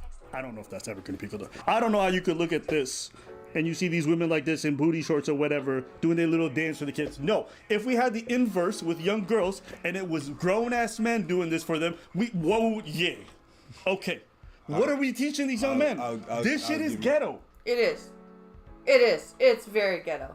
Yes. You got grown-ass adults holding bottles over here. Like, what do y'all do? How is it? Like, what happened to trampolines? Yeah. Well, what happened to the trampoline park or the skateboard park or the go-kart track or a pool party or anything else but going clubbing at 10? Go-karts, arcades. Yeah. Get them an Xbox. Yeah. What? Raycon just launched their new was always the same on the cancellation. I like Raycon because they have 32 hours of This is an adult cell. They're just dancing on disco. I don't care. shipping. What is this? You know, like, I don't mind the disco floor thing. I don't care about. They're just dancing on disco. I don't care. Yeah. What? There are kids disco parties. Like there's a kids club locally that they just had a disco party a couple weeks back. And they're having another one in the summer. And I think like Disco parties are different than like at the club. What is this? With bottles. Yeah. This is an adult celebration being given to kids, and that we're inoculating them into this kind of culture right away. Yeah, this is like you've become a man now. Here, you're 10. Have some like have a sex party. Yeah, I think it's okay to say this shit degenerate. Am I losing my mind? No. We got grown women in booty shorts for a 10-year-old. I know damn. I'm telling you, like I said, for others, I really don't care. But everything you said applies to my kid. Everything you said applies to my kid. I think it should apply to everybody's kid, though. I think that this is way out of line. I think that we shouldn't be teaching 10-year-old boys this at all. I think whether it's a boy or a girl, this is just not an okay situation. Yes, it is ghetto. It is the degeneracy. If other one don't do it, I just want you to watch this. Watch the mannerisms. Okay, watch the kid. Watch the mannerisms. 10-year-old. It took time to see kids. It took time to see kids as that precious. Oftentimes, kids were just given away. I don't care if other people do it, but my kid, if my It kid seems is taking invited, care is learned he's and not cultivated. going. He's not going. Yeah. To me, it's not about care of other people. Like, I just think we oftentimes promote degeneracy. That's it. Yes. That's it. That's it. It's not like we're giving him the adult side of life and telling him to be responsible. We're just teaching them the degeneracy stuff. Yep. Like, I got no problem with parents teaching their kids about guns, provided they're responsible about it, right? Because it's And like I bet you the parents hate on Drag Story Hour. Oh, you're probably right. Known to man, just talking about this and having girls already sexualize themselves in front of 10-year-olds. Like, what are you doing to their psyche? I'm just asking. What are you doing to the psyche of these young boys? Yep. That's a good. What are you example. telling them to value? That's a good example that you should get right there. I don't mind if I'm showing my kids to use firearms. I have a problem with showing them to shoot in the air. Yeah, And doing irresponsible. all the irresponsible, illegal stuff. And if I'm showing my kids to use firearms, I have a problem with showing them to shoot in the air. Yeah. Yeah, And doing irresponsible. all the irresponsible, illegal stuff, I'm not gonna show that. No, you show them the proper way to use a firearm. You show them the proper way to use a knife. You demonstrate the proper way to treat people, whether it be like normally or sexually, by not taking your 10-year-old to the goddamn club. The same way that I'm gonna show you to have responsibilities as an adult, I'm not gonna show you the degeneracy. I'm not gonna show you the other side that you're not. That's not your age. You want to give him a financial reward so he can learn to save or do whatever? Great. Yeah. You want him there to just be flashing that shit in front of women who are in booty shorts and like, oh, look at me. What are we doing? I wouldn't hand a kid a gun even if it wasn't loaded and be like, yeah, just wave that shit around. It's irresponsible. Yeah. Yeah, exactly. You it's irresponsible to wave stacks of cash around when you're an adult. Why would you do it as why would you let your child do it? The same with him. It's irresponsible. To me, it's just that. Maybe y'all think I'm pearl clutching. Again, I'm not going to lose super for this. Once this video's done, I'm never going to talk about this. I just saw this, and I just thought it was disappointing. Now, to be fair, everyone I see in the comment section was ripping them apart. I mean, bruh, this is a bit much. And on the shade room, if they're ripping you apart, you got to be really degenerate. Yes. Because they will celebrate a fucking paraplegic twerking. Whoa, okay. Didn't know that. But the paraplegic is how old? Hey, listen. How old is the paraplegic? I don't know. Like they can't move their bottom of their. But Bro, I was just giving an example. Twerk home. That's a good point. It's not the it same is an thing. achievement. Maybe we're Okay, my bad. You can't walk and you twerk. My bad. Twerk home. If you just Oh, preach. You're awesome. the torso and you make it at work, Hey, work them that's legs. your Or goal. work them lack of legs. Okay? My bad. You know what? All the paraplegics are gonna do your thing. Y'all have a right to twerk anywhere you want. You can be at a bus stop just being like, just fucking moving your torso. Maybe he's trying to keep hot. I don't know. Maybe he's shivering out here. My bad. I'm gonna keep my mouth shut. At least, okay, cool. But I understand what you're saying with that. It is. 22% said that shit's cute. Dude! You know, there's ghetto people out there. That's not cute. That's not fucking cute. So I said, yeah, my son about to be 10. We going to a water park. Yep. But he's wrong. He's not. The person's not wrong. The person's not wrong. Hell no. Hell no. And the thing is, even as a man, I can't be there and propose. That's how we're gonna celebrate the birthday party of my kid. And my wife is like, yeah. Right? Like, who decided this would be a good idea, and then who agreed? Like, Jesus Christ. At least my dad had the sense to wait till I was 12. But let's make it extra. I'm just saying this. If you going to make him do adult things, make him do all the adult things. You know what I mean? Yeah. If you going to flash that cash, make him pay some taxes. Yep. Have a white man in a suit come by like, hi, I'm the IRS, and I'll be taking 50% of that. And another 10% of that for sales. And 6% because bitch I can't. You make him flash all that cash for his birthday. The next day morning, you give him $1. Yeah. What's that for? Well, you thought that shit was for free? Yeah. Welcome to the club, little nigga. Yeah. Yep. It's time to get a job, little man. Yeah. Pay rent, stupid. That I'm with. Oh, by the way, go do them dishes. Yeah. Go and do the dishes. Make him do all Yup. that shit. Make him do all the adult stuff. Facts. I'm down with that. I'm not with But just having him flash cash, okay, you know what?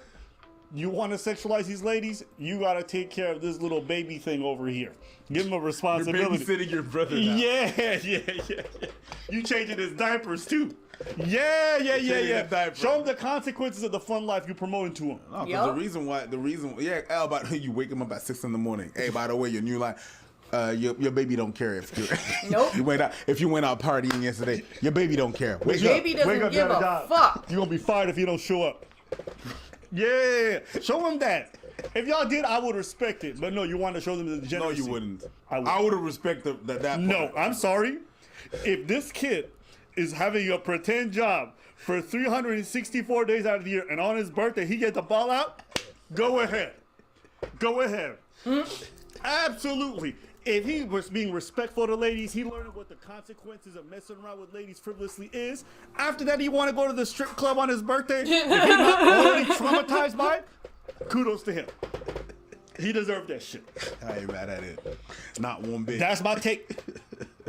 That's my take, and I'm sticking to it. Oh man, that's great. That's funny. That's too funny. Oh my god. No, but like you can't just take a 10-year-old to a club. That's just no. You cannot do that. That's not okay. 10-year-olds don't belong in clubs. At all. They just don't. They just do not.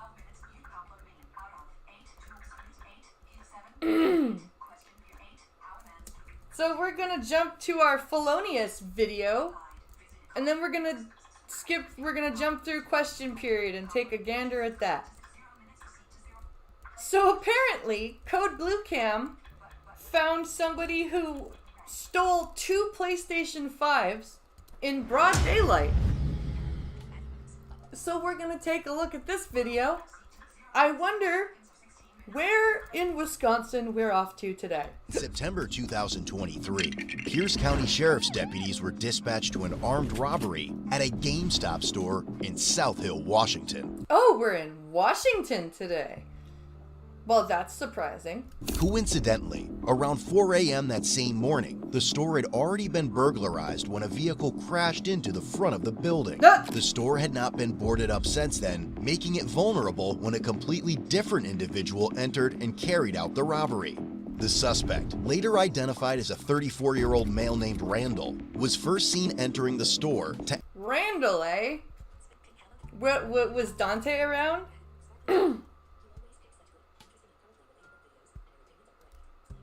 Oh, thank you, Sparkly Raindrop. ask what had happened before leaving. He soon returned with Well, his hand in his... I cannot take all the credit for finding the videos. I find some of them, but my husband finds the bulk of the videos, and so I definitely cannot take the I'll take about 10% of the credit for finding the videos that I watch. His sweatshirt, claiming to have a gun. Randall ordered the store staff to the back room and told them to grab items. He proceeded to steal over $1,500 worth of merchandise, including 2 PS5s and Switch consoles. PS5s and Switches! Oh my! Somebody wants to be gaming. Before fleeing on foot. Deputies soon arrived on scene to get a suspect description and direction of travel.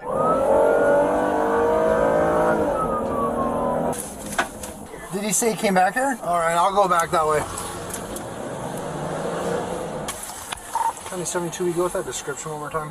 White male, hit 30, 6 foot, thin build, gray hair, face tattoo, black hoodie, gold chain. Proceed.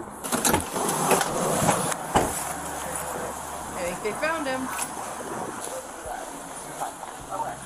I'm the associate. All right, hold on one second. Victim's next door. Is he next door? Yeah, he's right here.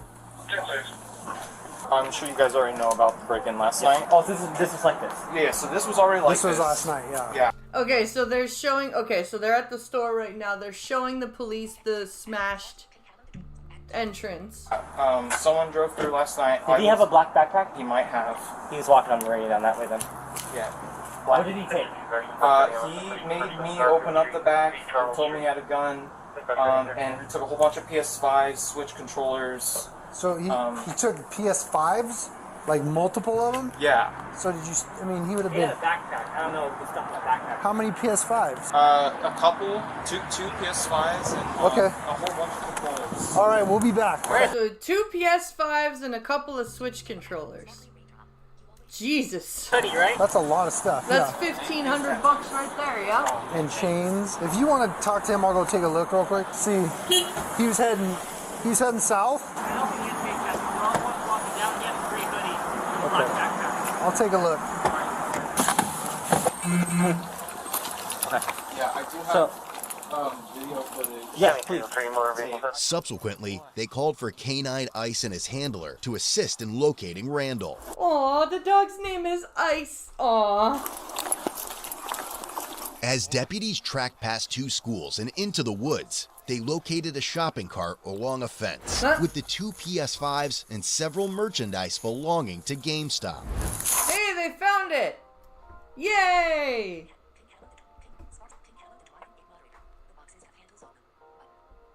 The boxes have handles on them. Yes! I remember that from mine. So we had 2 PS5s and some Switches. Dog's still working. Been finding a burger up in the neighborhood.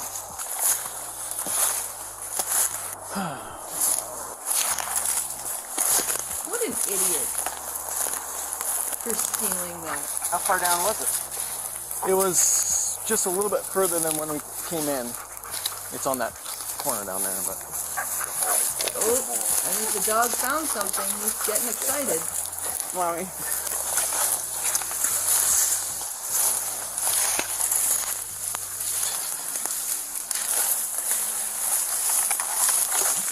Canine Ice then indicated on a fence, suggesting that Randall may have jumped over it. With this information relayed, it was confirmed that a neighbor had also seen a man jumping a fence. So the dog smelled the dude on the fence. Is basically what happened. So let's see Anybody on here. the perimeter around 140th Street, Go doggy. just south of Fir Grove. Dogs indicating may have possibly jumped the fence. Find the guy, doggy. 9911 140th Street, 40th. So they came over the fence. This is 9911, so 27 would be just that way, just a couple. I think there is that trail. If you want to walk down that way. You want me to see if there's a access point this way? Yeah. I think it's not too much further because there's the end of the field right there. It should be. Sounds like they're walking I can through try. I might have a key to that one. huge tall grass. Oh man! I can try. I might have a key to that one. Oh man. Call you the locksmith. That was easy because it wasn't locked. So. Oh, the gate was. Oh, okay. That was easy. Your dog's coming out to 140th Street East.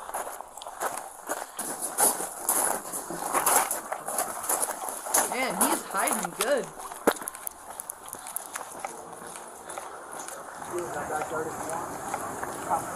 Yeah. Oh. Doggy found something. The way he's breathing.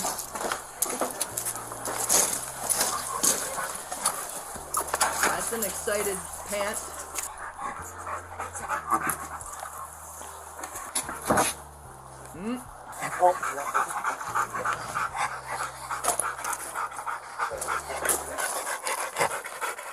That dog is hot on the trail of something. That dog is like, I smell him, I smell him, I smell him, I smell him. Listen, it was right around here. Yeah. Got hung up, so. Oh boy, is that, he's like, I want him, I want him, I want him, I want him, I smell him. He's so excited. Maybe, I don't know. They persisted in tracking the vicinity where he might have jumped over the fence when Canine Ice displayed interest in another yard. Always listen to your dog. Always listen to your doggy. What's in there? Hello, police. When they searched a backyard shed, they noticed the objects inside were stacked oddly. Ah! Despite announcing themselves, there was no response until a deputy decided to take a closer look. No, it was a poltergeist that stacked those items like that. It totally wasn't the guy hiding. It was just a random poltergeist in the shed. Please, show me your hands.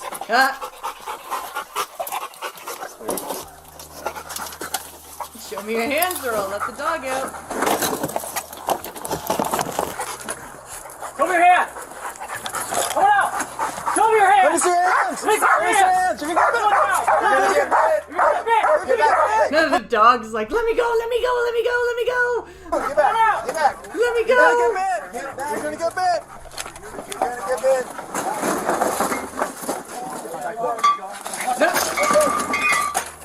Wow, he was wedged in there good. You're under arrest. Why am I under arrest? Why am I under arrest? Really? Really? Why am I under arrest? Because you just stole stuff, you wacko? Turn around. Turn around. Ow, what the dude? Why am I under arrest? Why am I under arrest? I should have been able to have all that stuff. I didn't even do anything. Oh, you did something. No, I didn't do anything. Sure did. Good boy. No, I've been good boy. What are you talking about? You're taking the wrong person to jail, bro.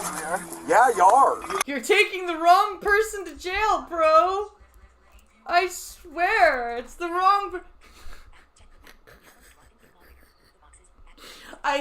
If I wouldn't get hit for copyrighted audio, I need the fucking sound clip of Ash from Army of Darkness. I'm telling you, you got the wrong guy. No, the dude that stole the is running down the road right now, bro.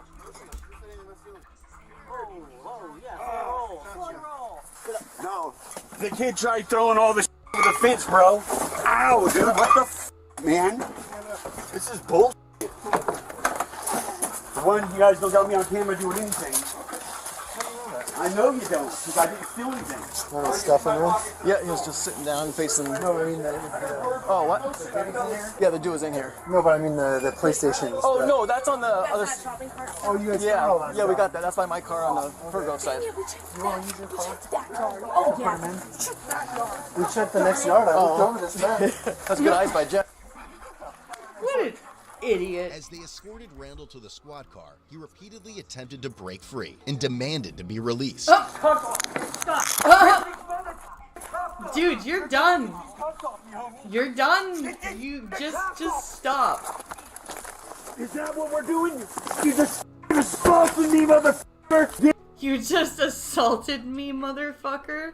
I don't Get think these so. cuffs off me! Sir, we'd like you to calm down. Get these cuffs off me right now! You're under arrest. No, I'm not!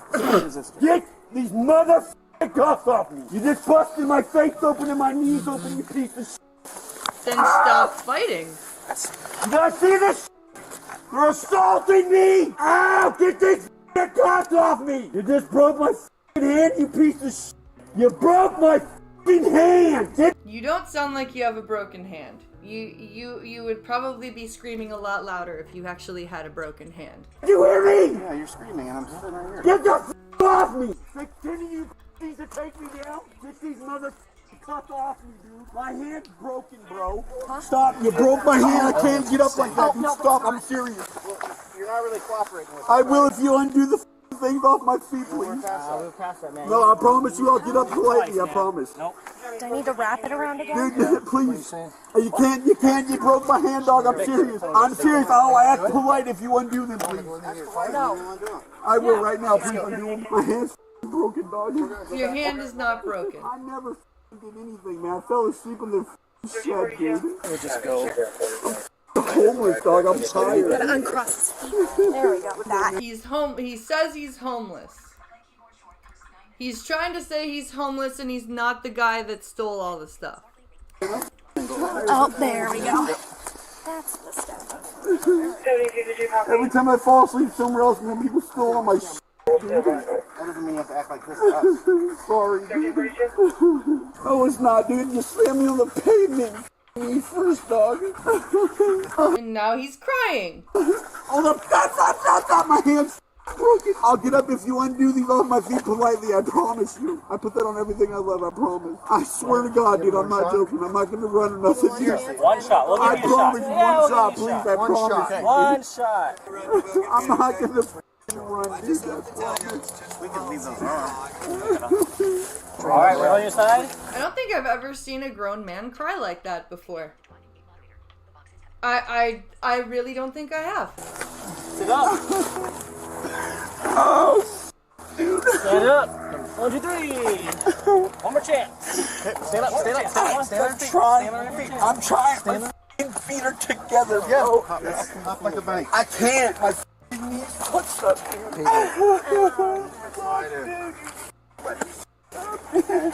Hold on, please. I can't do that, dude. You have the right to remain silent. Anything can be used against you for the law. I'm gonna take them back to GameStop and have them identified. Don't get by a G. Talk about Don't get by a G. Hi, you guys are good. We got the guy, so you guys can lift your lockdown. My homie's name, Brian. I died. It's Mike. Yes, I just notified both schools. We got the guy Kanan. Well, we found him hiding in the back of the shed. So, yes, Fir Grove and Blue have lifted lockdowns. They know what's going on. Yep, you're welcome. Yeah, so they've positively identified that it is the same person.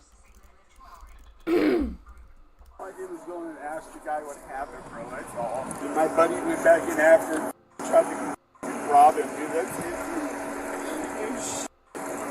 Lots of tattoos. Face tattoo. Neck tattoo. I mean,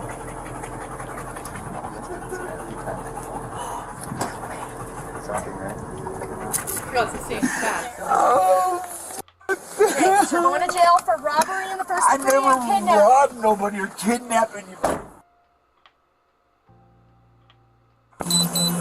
Yeah, cause you had a gun that you threatened to use on the employees.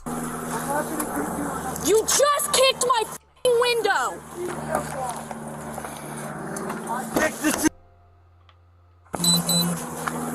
Oh, now she was being nice to him too. You just kicked my f***ing window!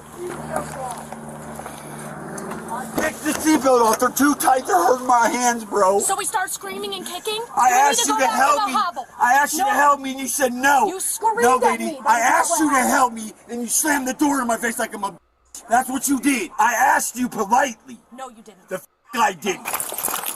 Don't try to play tough now, because I did. Going back in the hospital. I asked you No, nicely. You already tried to kick out my window. You're going No, back I in the asked you hospital. nicely.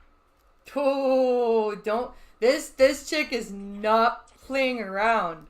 Nicely, lady. Put your feet back in the car. Will you undo these cuffs a little bit, please? No. I asked her nicely, No, man. he's getting She's off. We lying. already She's got full the of warning. shit. It's on camera. Is it on camera? Yep. Oh, go ahead. Prove it. Come on, It's on you're camera. putting You're me back in the doing the huddle. f***ing seatbelt. Getting out of the car. Get out of the car. Don't. Back on the ground Don't. again. Go on the ground. Don't. I'm trying, dude. These cuffs are too f***ing tight, bro. Oh, now he's gonna start crying again because there's a dude. Yeah, I love it. Every time there's a female, he's all like, bah, bah, bah, bah, bah. And then guys show up and he starts crying again. That's all, man. I just want the cuffs on Straight I your can't. legs. It's not the cuffs on too tight. What the f***? Dude, undo the cuffs. Look at you, now he's crying again because the male officer and the dog are back. Did I see this as police brutality? I just want the cuffs undone a little bit. That's all, man. I'm begging you, please. Don't move your hand, okay? Just relax. Relax. Relax. I know. Perfect. I just want the cuffs undone a little bit, man. That's it. They're better. We did it. No, the other wrist is broken, dude. That's all I asked, man. And your officer was getting f***ing rude. Don't act like you weren't since you were. Lie to me. You're on camera being rude. Okay, how do you want to set him up or? You act like because you're a cop and a woman, you got a badge and you're better than me? But because you're a cop and a woman and you have a badge that you're better than me. There you go. There's your sign. Hey, come on, buddy. There's your Can you help me sign. up, please? I'm not going to fight nobody. That's all. I just wanted to Okay, you can't kick and scream though. That's not gonna work. I had to get the seatbelt on there. It was cutting my circulation off, bro. I asked her to do it. You slammed the door in my face. Like I'm a shit. So ask her, she'll tell you. Then drag him. So, grab here.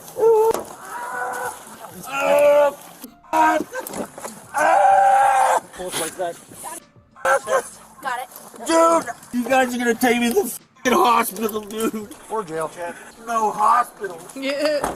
My f***ing hand's going to jail, broken, dude. bro. That's my f***ing head. I'll pull him. Why does it sound like a fake cry? You can't pull me like that's my f***ing head, bro. My head's in the f***ing door. Obviously. I'm too tall for this. What the f***? Let me guess, he's gonna scream the whole way. Just go to jail now. Upon running his info, it was discovered he had an active warrant for his arrest. Deputies also reviewed surveillance footage from the store, confirming that Randall was indeed the correct person in custody. His unique fashion choice of wearing his pants below his ass allowed them to match his underwear to that of the individual seen on video. His tattoos. Sucker! Out to the jail, he persisted in kicking the windows of the squad car. This is why you don't do that. From the hobble, he continued to scream the entire ride and banged his head on the back seat cage. Ultimately, Randall was charged with felony counts of first-degree robbery and kidnapping unlawful imprisonment. The bail Lovely. amount set for him remains unknown due to the limited court information available online. That's insane. He's done. He is a done like dinner person. That is don't you just love when people like that just go completely batshit insane and make things easier? Well, not easier for the police because they had to hobble the dude, but just, you know, make things seem like you're doing the right thing, I guess is more the correct word to use. Right. It is time for one more break, and then we're gonna jump into question period and see what happens with that. So I shall be back in about a minute and a half. So I'm just gonna mute this and turn the music up.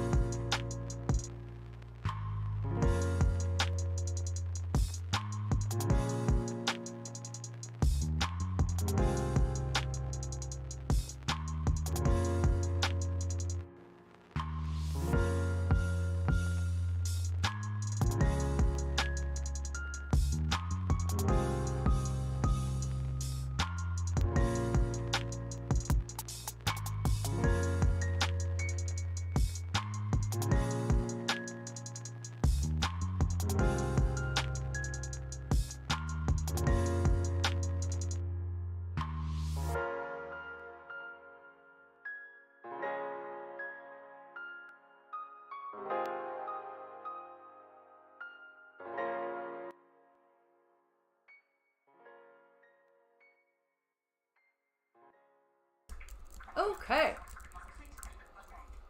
Here we go.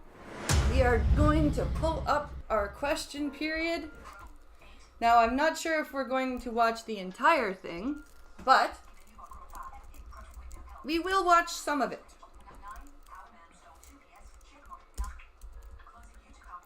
Because I think it's important,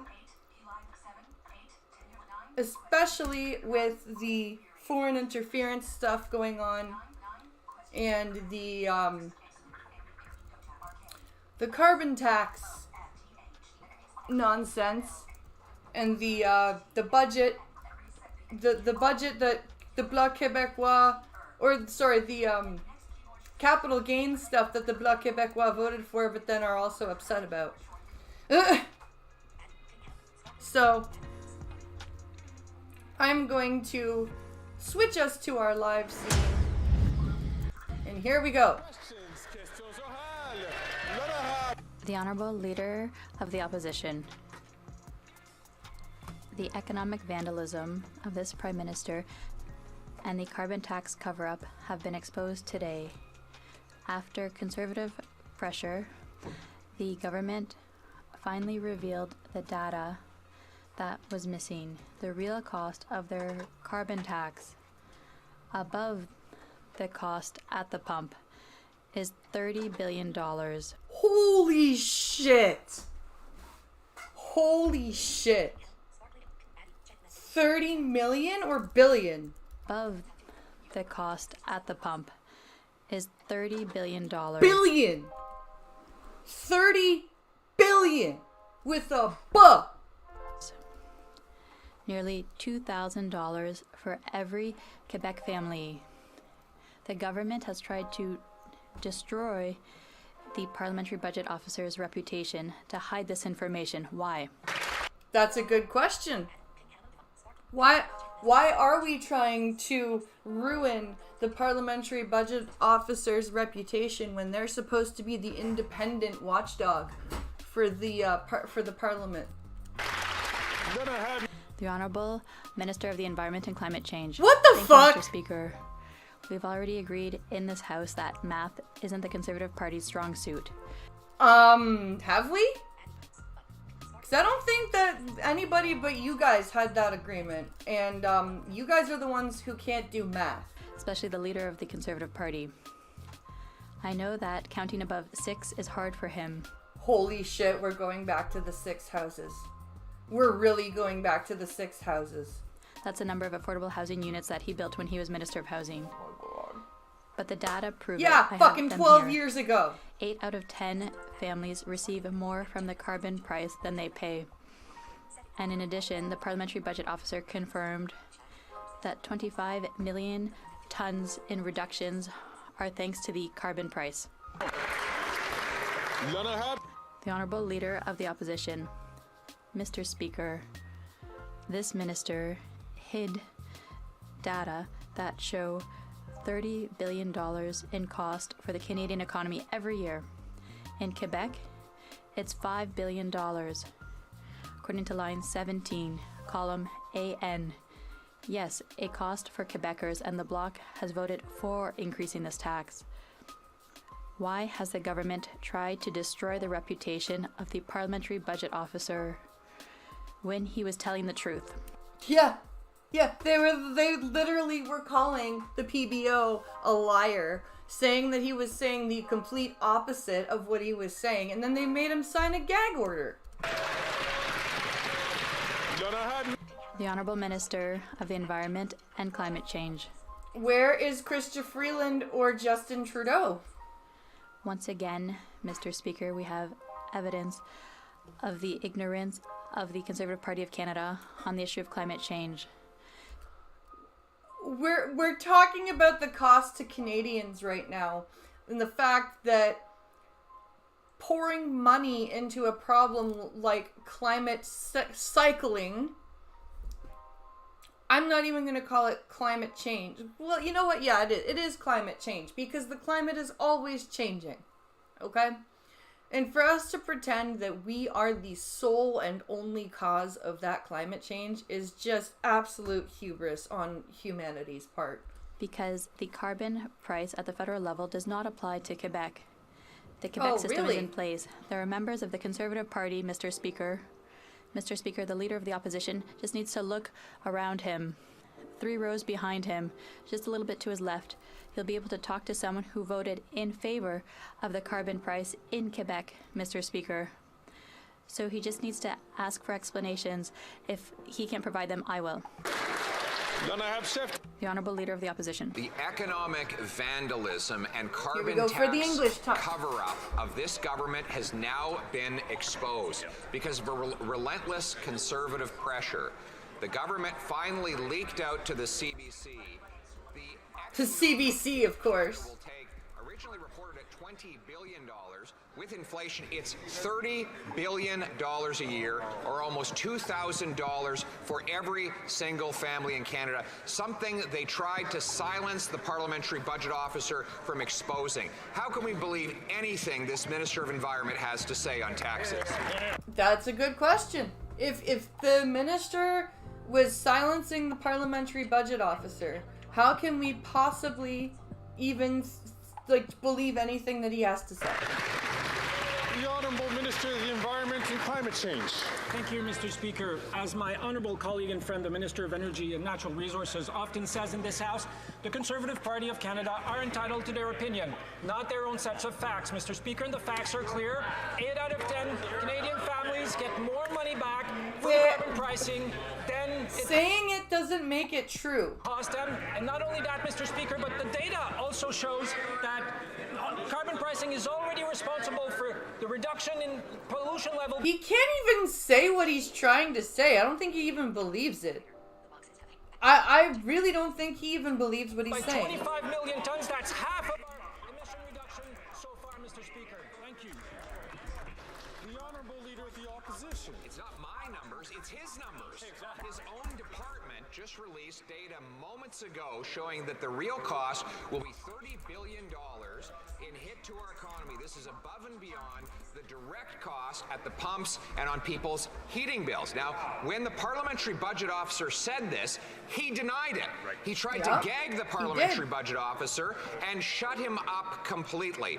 Why did this minister try to hide the facts and punish a legitimate, hardworking public servant who tried to tell the truth? That's a very good question. Because that's all the parliamentary budget officer is. A public servant just trying to tell the truth.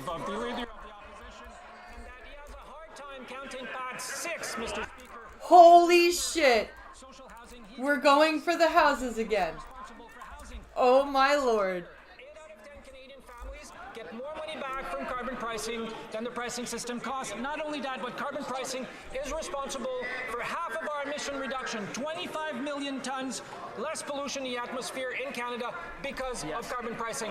Yeah, and we were barely putting anything into the atmosphere anyway, so our 25 million tons less is not going to make a difference while China and India are still pumping shit into the air. The Honorable Leader of the Opposition. That 8 out of 10 fact does not include the $30 billion of economic costs. That is $2,000 of additional costs for every single family. When we exposed that, he denied it. When the parliamentary budget officer reported on it, they attacked him and tried to gag him. Mr. Speaker, that minister is not worth the economic vandalism. We cannot believe a word he says about taxes. He needs to resign. When will the Prime Minister fire him? There you go. When will we see another cabinet shuffle? Do the cabinet shuffle, Justin Trudeau. That's all you ever do.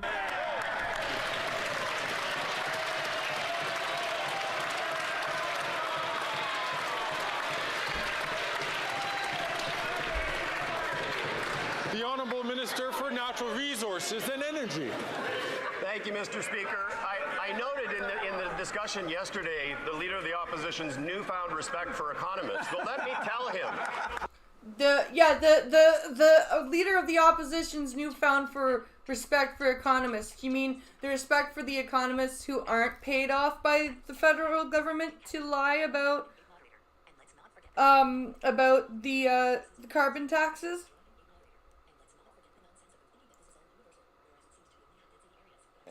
And let's not forget the nonsense of them thinking that this is all universal, whereas it seems to be high-density areas that are suffering the most. Yep. 300 economists, in addition to the PBO, say 8 out of 10 Canadians get more money back. It works directly inverse to income.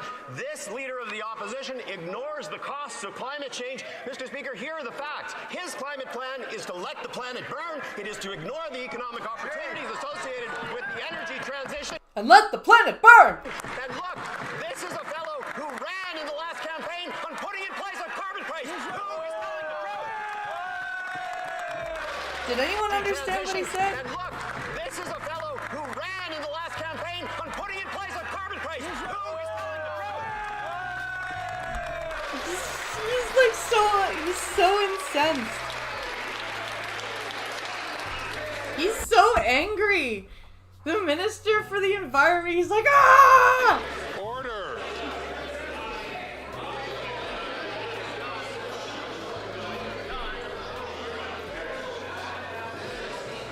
Order. Order! I want you all to be zombies again, without animation or emotion. Stop it!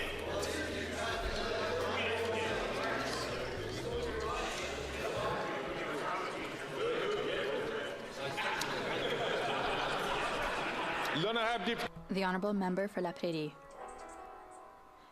In the supplementary estimates of the budget, this government wants to allocate an additional $3.5 million for medals to mark the transition of the Crown in Canada to Charles III. Yet, there was already more than $22 million earmarked for this. Why do we need more of that? What the fuck? Why are we...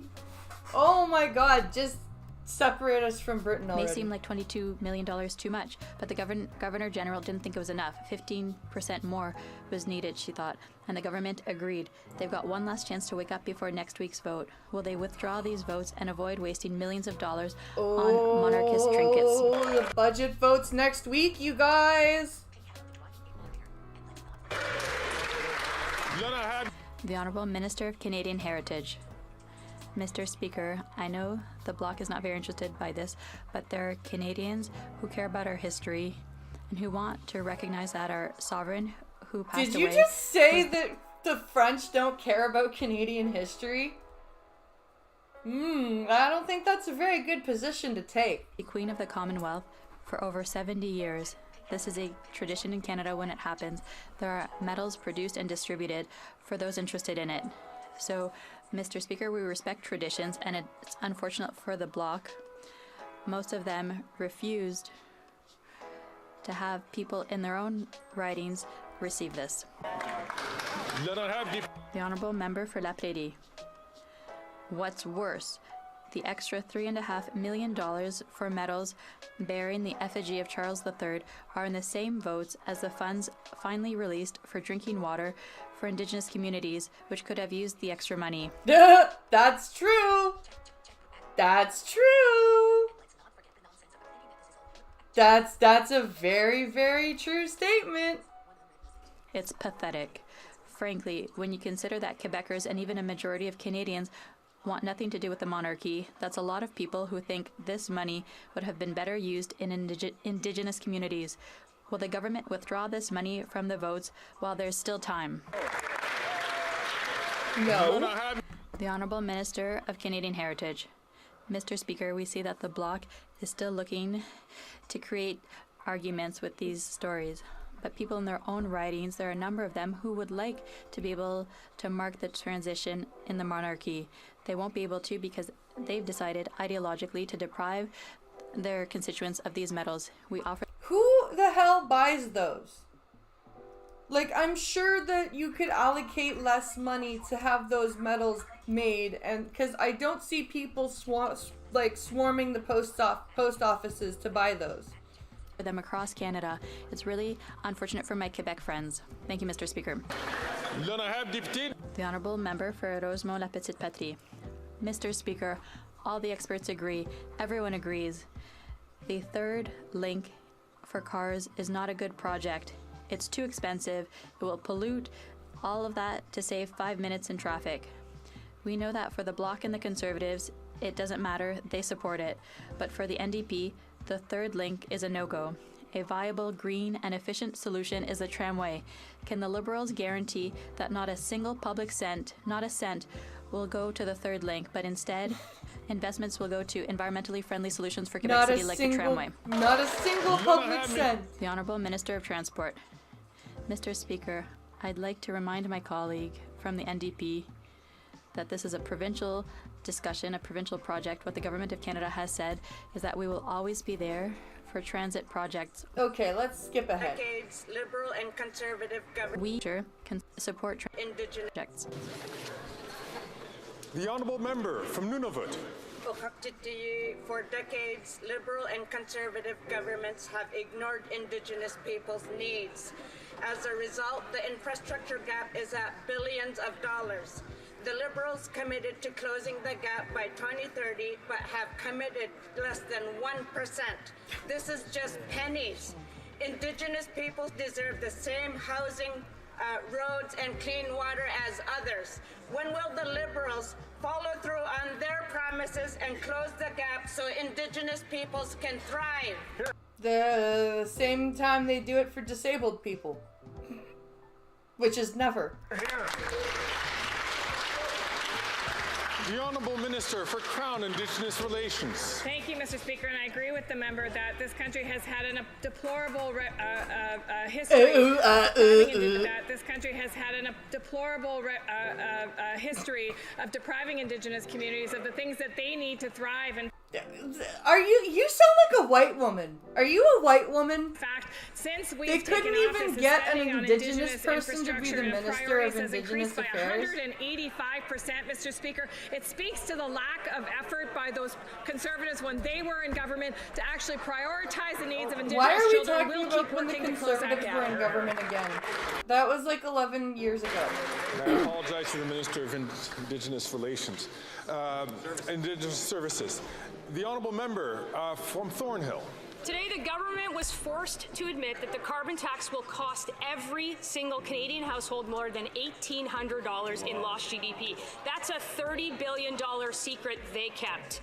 Not once in anything ever released claiming that Canadians were somehow better off with the carbon tax did the minister include these devastating economic costs he knew existed, because it was more important for him to continue to spread the falsehood. Canadians deserve to know they deserve a minister who will tell the truth. If he's incapable of that, when's he going to resign? The Honourable Minister for Natural Resources and Energy. Thank you, Mr. Speaker. As I said earlier in this House, it is great to see that the Conservative Party of Canada now actually believes that economists are thoughtful and give good advice. They always did. They just didn't believe the ones that you paid. 300 of them signed a letter that told people 8 out of 10 Canadian families do get more money back. I would encourage my honourable colleague to read that letter. And certainly, I would say that as we move forward, we must have a plan to address climate change, but we must do so in a manner that's affordable. That's exactly what carbon pricing does. That is something that we will continue to do, balancing the environment and the economy versus a party that actually has no plan for the environment whatsoever. The honourable member from Thornhill. This government that gagged the parliamentary budget officer that actually told Canadians the truth, and they cherry-picked portions of the data that supports their version of the truth, which makes them look even more guilty. If they truly believed that the carbon tax was helping, they would release the report. Instead, they kept a $30 billion secret from Canadians. The minister wanted to tell Canadians that paying more for gas, for groceries, for home heating, they would be better off. Misleading Canadians about $30 billion. I don't know how he looks anyone in the face. When will the Prime Minister actually fire him? And the Prime Minister is not there to answer the question. Because why would he be? The Honourable Minister for the Environment and Climate Change. How can the Conservative Party of Canada and those members who campaigned to put in place a price on pollution, Mr. Speaker, can look anyone in Yeah, that was before you spent us into the poorhouse, and we can't afford that now. protect you against forest fires? We're doing nothing to protect you against hurricanes. We're doing nothing to protect you against flooding, Mr. Speaker. They have no plan for the economy. They have no plan for climate change. And they have no plan to work with communities to protect them Right. from the devastating impact of climate change. I'm sick of hearing this. So you know what we're gonna do for the rest of the stream? Instead of this nonsense? We are going to look up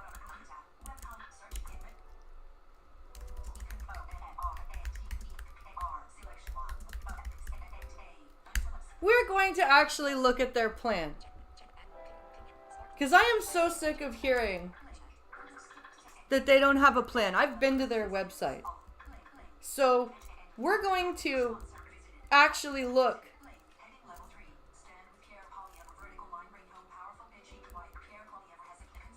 Oh wow, he's made that a sponsored ad.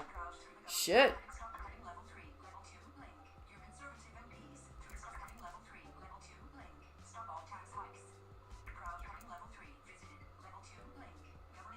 Government documents. Okay, here's what we want.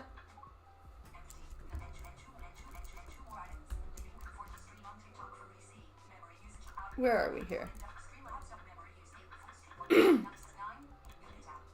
Okay. Where are we here? Pierre Polyev. There's the shadow cabinet.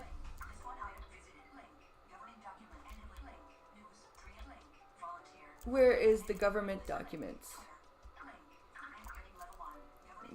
Governing documents. Let's see. Where is the actual plan?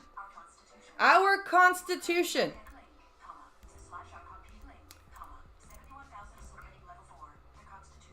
The Constitution of the Conservative Party of Canada. Policy declaration. That's what we need. That's what we need. Okay.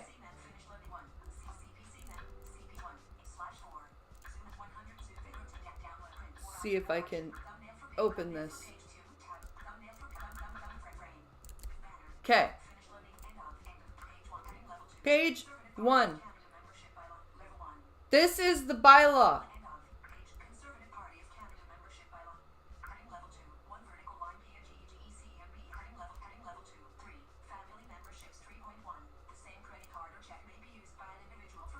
Wait, where's the other one?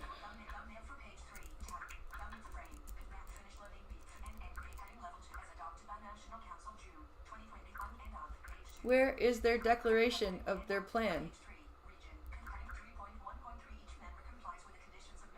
Oh no, this is the this is not the correct document. I need the other one. Where is it? Rules and procedures. No, I need their actual plan. I had it.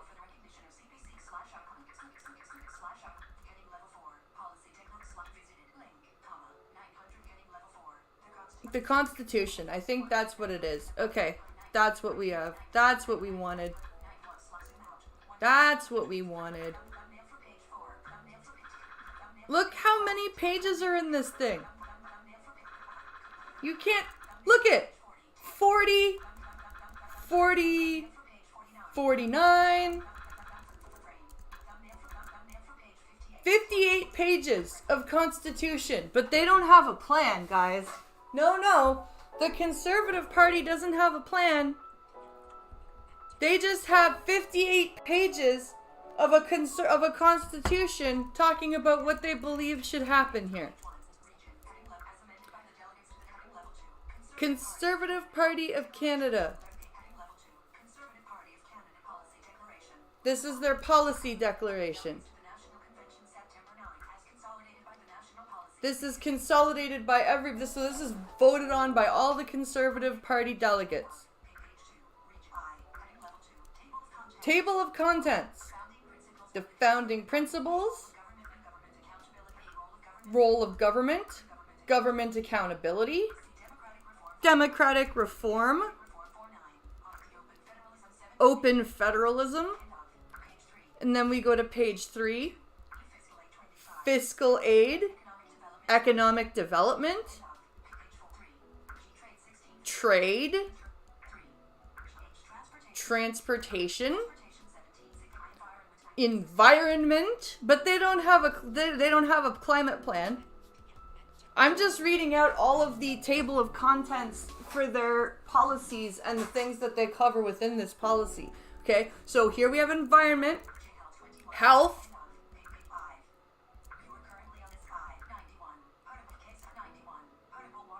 potable water, social policy.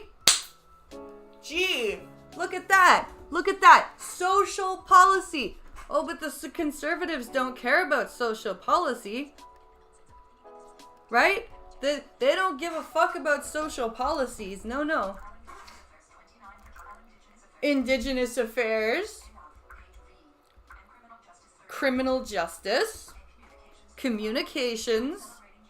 Celebrating Canada's diversity. Oh, look, they're even talking about that. Isn't that amazing? Canadian heritage and culture. Rural Canada. Agriculture. Fisheries. Immigration and refugees. Foreign affairs. National defense and security. Strong democracy, ongoing policy development.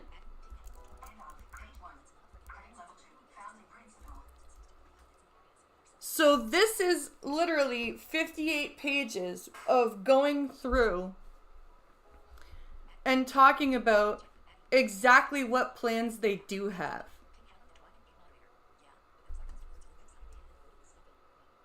Yeah, but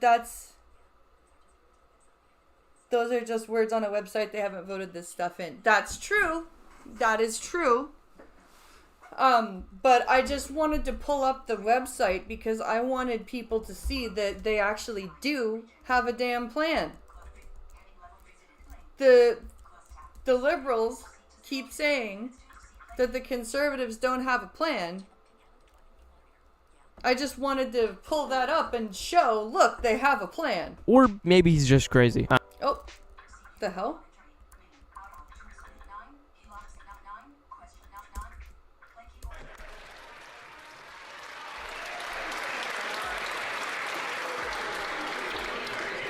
The honourable member from Haldeman, Norfolk. Mr. Speaker, this government tried so hard to hide the truth that the carbon tax was driving up the cost of everything in Canada. The parliamentary budget officer even had to call them out for blocking the release of their own economic impact report. They were literally forced to release the report. And now we all know that each Canadian family is losing at least $1,800 a year, and there's no rebate for that. So when will this environment minister finally resign for misleading Canadians? Never. Because Mr. Speaker, 10 years ago when the Conservatives were in power, they did some very, very bad things and they didn't care about the environment, Mr. Speaker, and we do, Mr. Speaker. The Honourable Minister for Natural Resources and Energy. I would encourage my honourable colleagues on the other side of the House to actually go and talk to the PBO, to talk to economists. They have. To talk to the 300 economists who have said 8 out of 10 Canadian families get more money back. Why would they talk to the people you paid off? Those that live on modest incomes that actually do the best. But I would say... I'm sorry, what? Those that live on modest income, 8 out of 10 Canadian families get more money back, and it's those that live on modest incomes that actually do the best. Those that live on modest incomes actually do the best.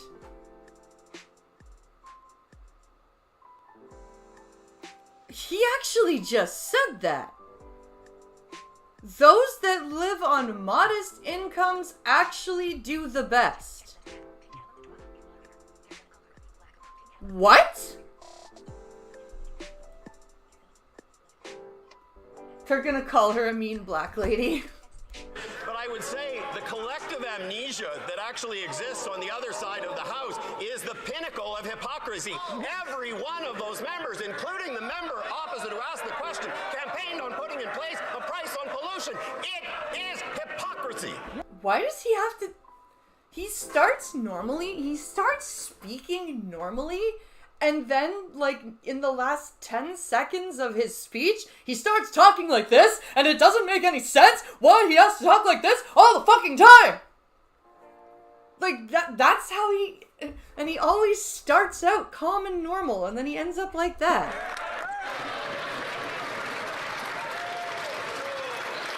The honourable member from Haldeman. Yes, because those modest income families love using the child tax credit to pay the rent, right? Or groceries or shit that isn't really for the kids, but it's the whole family. Yeah. Because that child tax credit is supposed to be paying for, like, extracurricular activities and shit. That's what that is what the Conservative Party of Canada under Stephen Harper put the CCTB in for. It was supposed to be to help pay for children's extracurricular activities, not to be able to make sure that the children could fucking eat or have a roof over their head. That was not what that was for. He's like a 5-year-old about to have a temper tantrum. He has to puff and puff before he gets the tears. Yeah. Norfolk. What is hypocritical, Mr. Speaker, is that even while their carbon tax was costing families more than $1,800 a year, even while they knew that over 2 million Canadian families per month were accessing the food banks, the Liberals continued to try to convince Canadians that they were better off for paying a higher carbon tax. A $1,800 tax is a lot of money to many Canadians. Yeah. It is. It is. It's a lot of money. So, when will this Liberal government give Canadians back their money and fire the Environment Minister? The Honourable Leader of the Government in the House of Commons. Oh my God, the government House Leader just stood up. This Environment Minister who has put the first The government is proud of the Environment Minister, is it? incredible plan on the table in history to meet our Paris agreements, the Paris agreement that they want to rip up. No surprise. Yeah, we should rip up pretty much every agreement you guys wrote. Gotten all of the data today that shows that 8 out of 10 Canadians, Mr. Speaker, are better off. They're standing up for the more well-off in our society, just like they want to move on from what they did for the more well-off, Mr. Speaker, are better off. They're standing up for the more well-off in our society, just like they want to move on from what they did 2 days ago, which was stand up for the 0.13% of Canadians, not the people who draw paychecks. Isn't that what you're doing? By, like, literally punishing people for trying to sell cottages or give their cottages to their descendants, or like plots of land to their descendants? Aren't you literally doing that? Aren't you the ones punishing the middle or the middle class? Make an honest living, go to work every day, and pay And their listen to how he's like grasping for words. taxes on time, Mr. Speaker.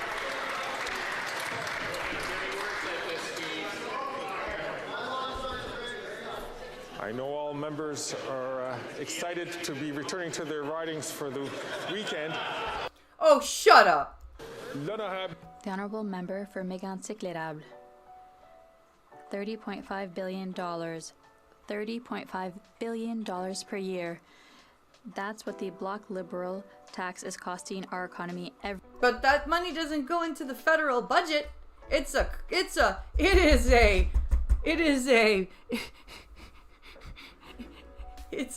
a revenue neutral tax, you guys. But $30 billion a year. No, that doesn't go anywhere near the federal budget. No, not at all. Every year. That's nearly $2,000 in cost per family that the Minister of the Environment wanted to hide. The Minister of the Environment knew it. He voluntarily hid the numbers from Canadians. After having voluntarily hid those numbers, will the Minister of the Environment have the courage to stand up before all Canadians and resign for not having told them everything?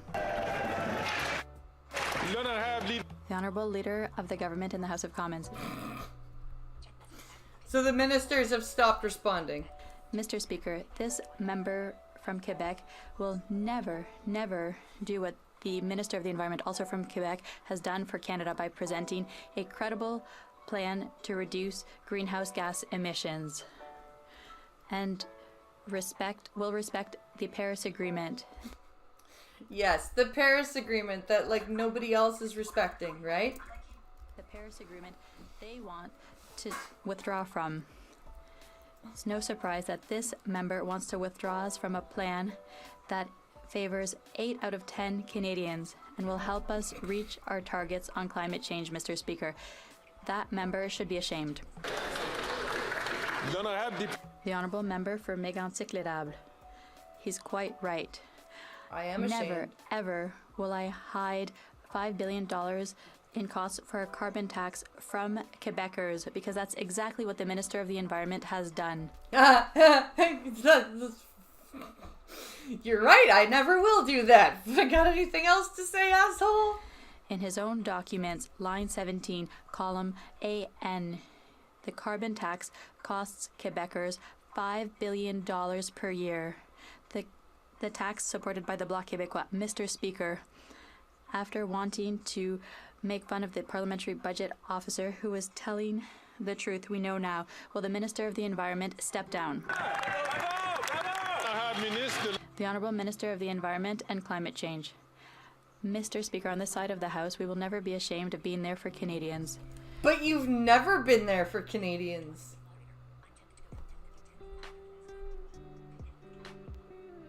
I am tempted to go downtown and get 10 people together and ask them. Yes! Standing up for Do the it. rights to clean water, clean air, a high quality environment, as opposed to the Conservatives. The ignorance of the Conservative Party on this issue, Mr. Speaker, is boundless. He just needs to look around him. If he speaks to the member seated behind him, she can explain that Quebec has its own carbon pricing system. Except when you federally apply a carbon tax, it doesn't matter if the province has opted out, because they're still paying federal taxes, you ninny. The federal government did, and there are many Conservative members who voted in favor of carbon pricing at the provincial level. This is nonsense.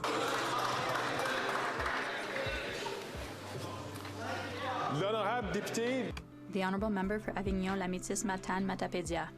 Let's see what else we can skip forward here. But the minister has stated we are aware of some of the...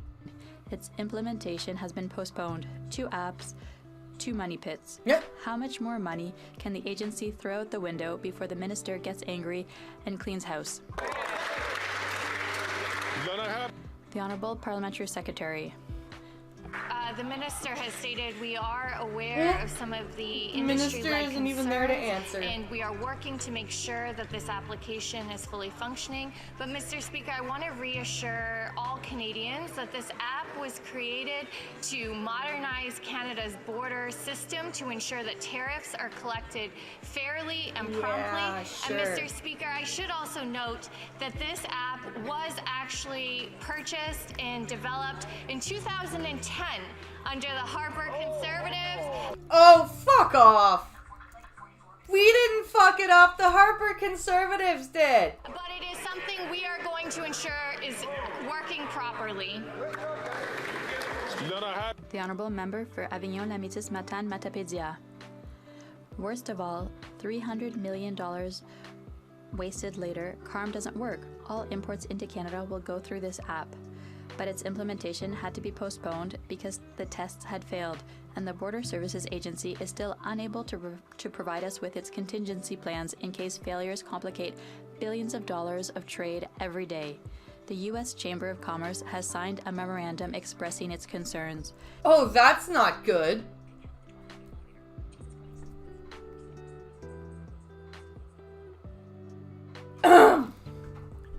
At the provincial level...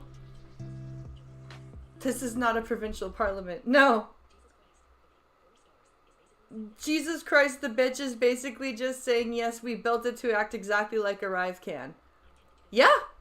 Yeah, she is. Imagine, even the Americans are afraid of the agency's incompetent management. Yeah, when the Americans write us a note going, hey, fix your shit. Doesn't the minister find That's this kind of an embarrassing? issue.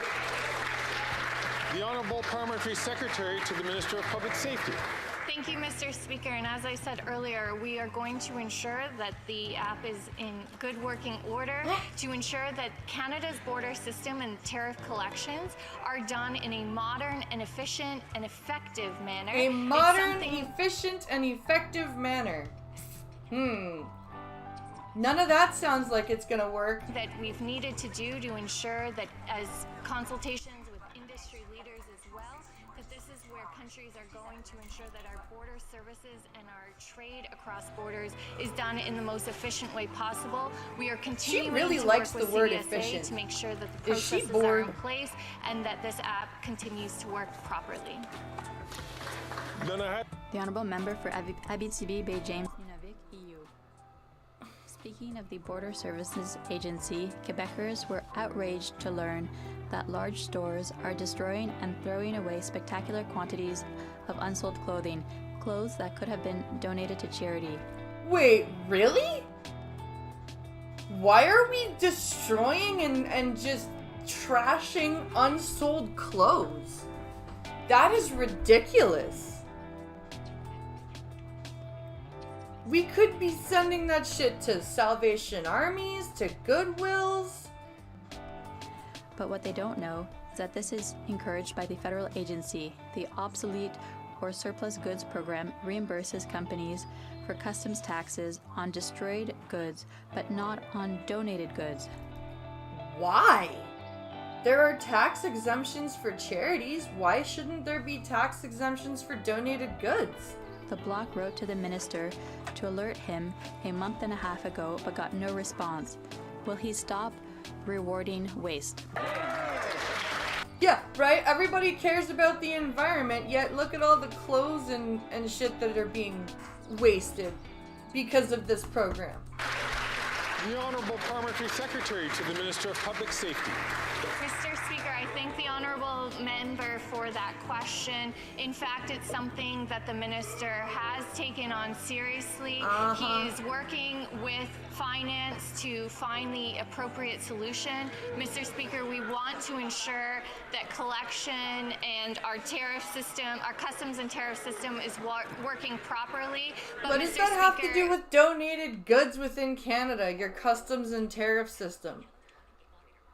The customs and tariff system was already just addressed. We're now talking about goods being donated within Canada. The minister is well aware, and we are looking into the matter.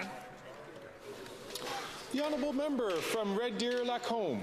While Canadians are struggling to make ends meet, this Prime Minister put a gag order on the Parliamentary Budget Officer. Why? To prevent the PBO from releasing the full report exposing the true cost of the NDP Liberal carbon tax. We now know that the carbon tax will cost Canadians $30 billion in economic activity. That's over $1,800 for every family. So why continue to muzzle the PBO? Is it because the report is so damning it should cost the minister his job? It's because the report is so damning it should cost everybody their jobs. That's what it is. That's basically what it is. When will the Prime Minister fire his truth-evading minister?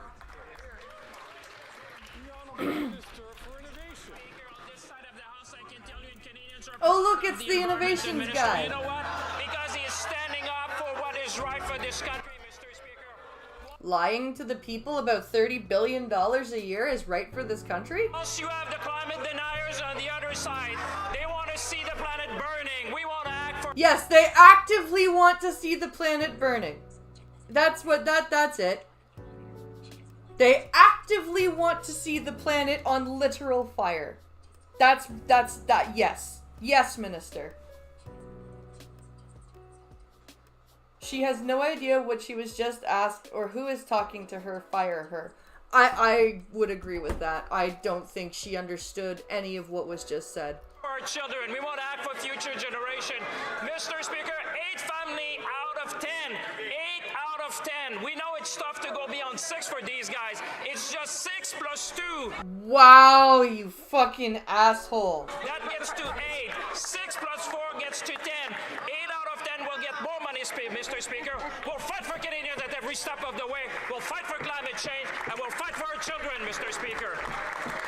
Yes. All the talking points. All the talking points in one fell swoop. We care about the children.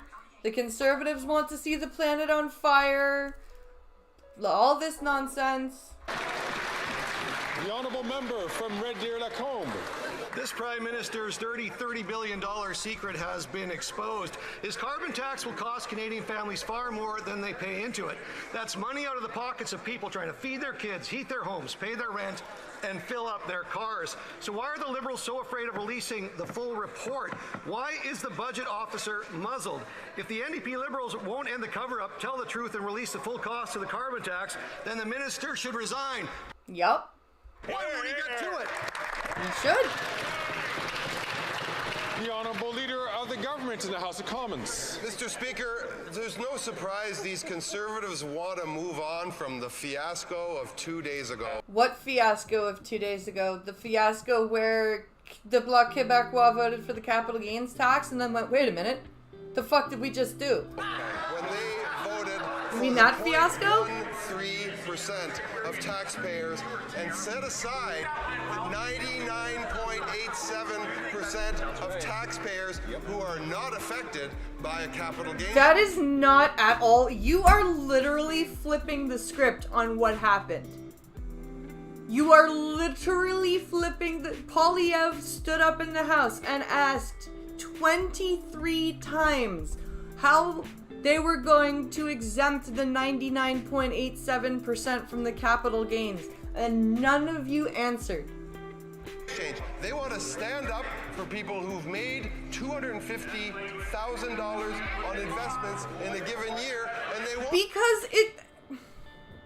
Because anybody with a small business could make $250,000 a year. That doesn't mean they're rich. Stand up for the electricians, the farmers, the janitors who earn a paycheck every week and do it honestly, Mr. Speaker.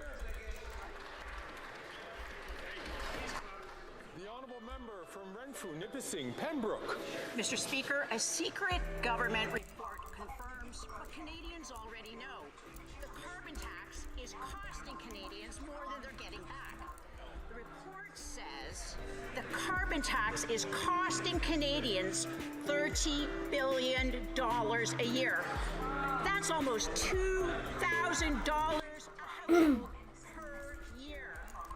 This government's not worth the cost. When will the Environment Minister resign? The Honourable Minister for Indigenous Services. $8 billion a year. That's almost $2,000 a household per year. This government's not worth the cost. When will the Environment Minister resign? So this is... I think I'm gonna skip ahead a little bit. I don't want to assume. Respect the collective bargaining rights of the Teamsters and support their call to stagger negotiations. On to do replacement worker legislation, and pleased that that passed. Right now, the minister was absolutely correct. There are negotiations, they're at the table.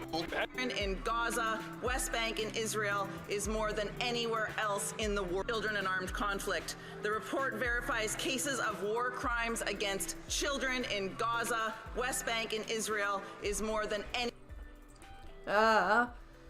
So why? So write into law that 99% of whatever Canadians will not be affected by any of these changes. Right? Exactly. That's what Polyev spent like the entire question period trying to get them to do, and they wouldn't fucking do it. Anywhere else in the world. It is an appalling and alarming. Okay. Minister and G7 Prime Ministers and leaders are in Italy as we speak, and I really hope is that where we can they bring are? back peace to the Middle East. Thank you. The honourable member from Dartmouth, Cole Harbour. Mr. Speaker, Canada's border service employees deliver important services that ensure Canadians are safe, secure, and have timely access to goods coming from other countries. It's no secret that Canada's public servants have seen previous Conservative governments cut their jobs, cut services, instead of giving them the respect that they deserve by reaching deals at the table that are fair for public servants and reasonable for Canadian taxpayers. Could the President of the Treasury Board share an update on her work to ensure fair deals are made with our border services officers to maintain Canada's border security? This is fluff. Now even harder Apple's tax increase. That Speaker, after 9 years of this NDP Liberal Prime Minister, he has developed an extreme obsession with taxing farmers. First it was the carbon.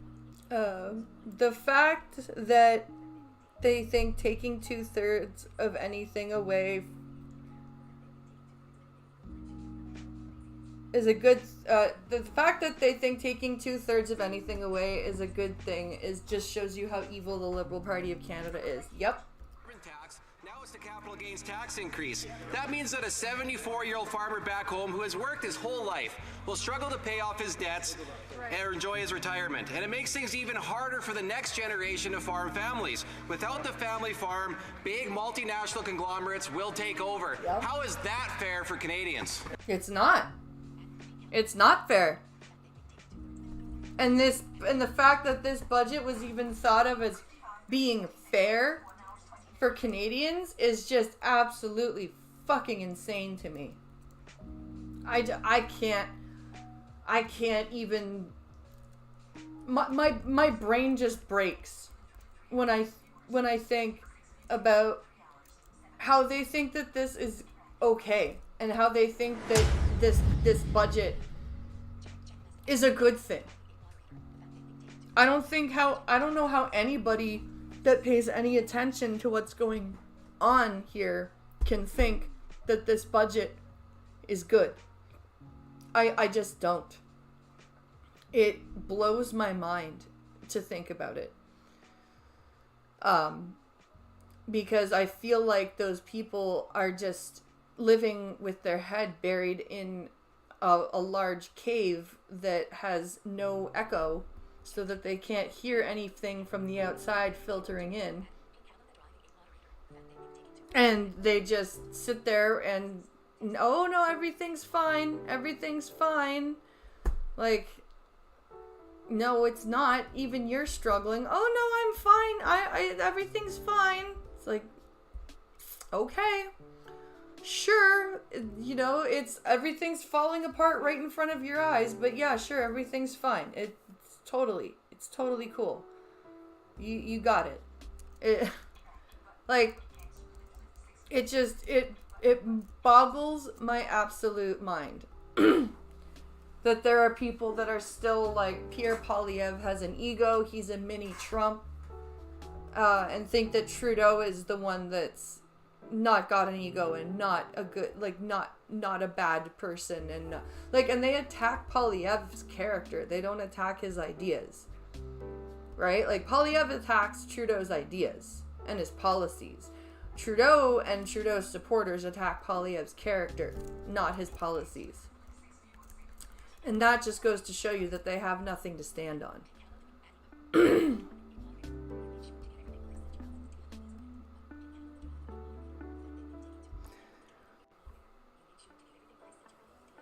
You made sure to get everything. Let me go check. I think I did, but let me be just doubly sure. Let me just be sure. Oh, one more. We have one more video that I missed.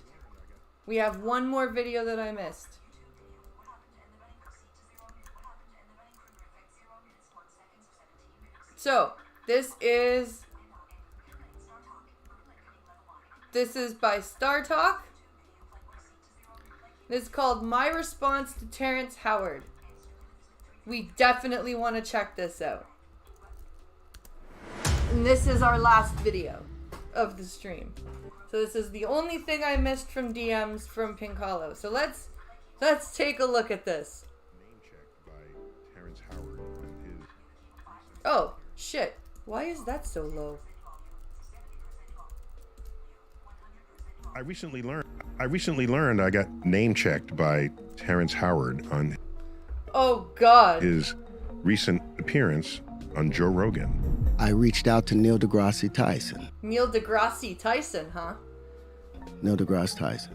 He was like, hey man, yeah, I'd love for you to come on my show, do my radio, do my TV thing. I would love that. I was like, yeah, but I've got something I want to introduce to you. I got name checked because 8 years ago, he sent me a 36-page treatise. Oh, God. And I don't even like Neil deGrasse Tyson, right? I find that Neil deGrasse Tyson is pretentious as fuck. The fact that they can look at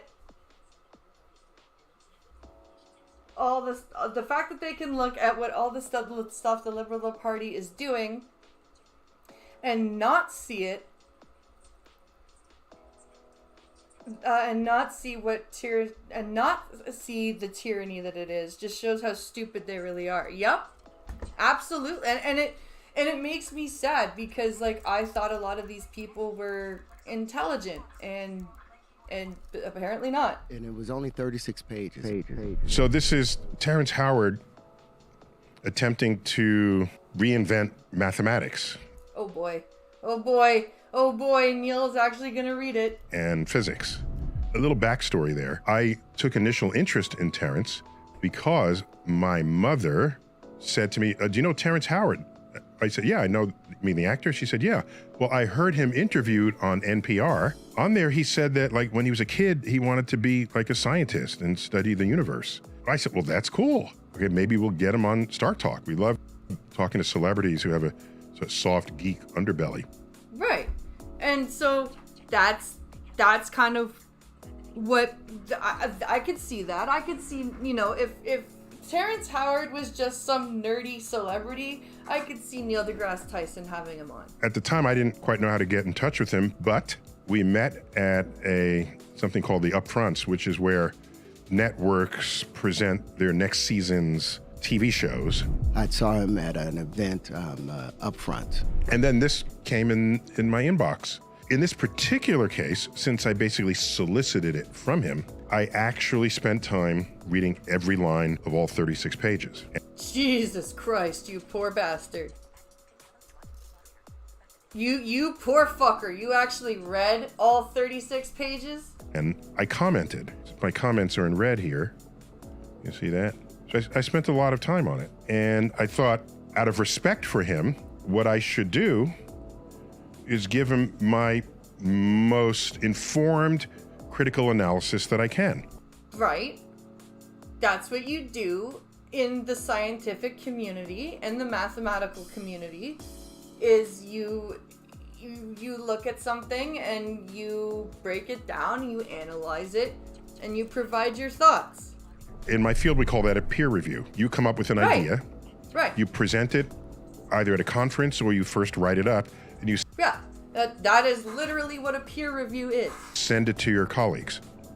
It is their duty to alert you of things about your ideas that are either misguided or wrong, or there's the calculation that doesn't work out, or the logic doesn't comport. That is what a peer review is supposed to be for. It is supposed to be there to make it so that you are fact-checked. Make it so that you are not just talking out your ass. That's why, like, you even have somebody edit an English paper. That's their job. Yeah. Not all ideas will turn out to be correct. Most won't be. Yeah. But to get to that point, you need to know things like, what has everyone else said about this same subject? Am I repeating someone else's work? Is this a new insight that no one else has had, but has foundations that are authentic or legitimate or objectively true? Am I making a false assumption? Am I making an assumption that someone else has already shown to be false? All of this goes on the frontier of science. Yeah. And it's not like meant to be an insult. It's not meant to call you stupid or whatever. It's literally a peer review. Let me make it clear that I'm delighted when I see people with active minds trying to tackle the great unknowns in the universe.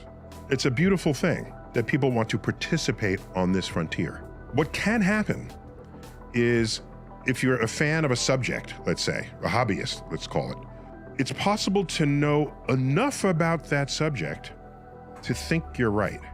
Yes. I'm very guilty of that with space stuff, because I listen to a lot of like science-y channels and stuff, but there's still a whole bunch of shit that I don't know.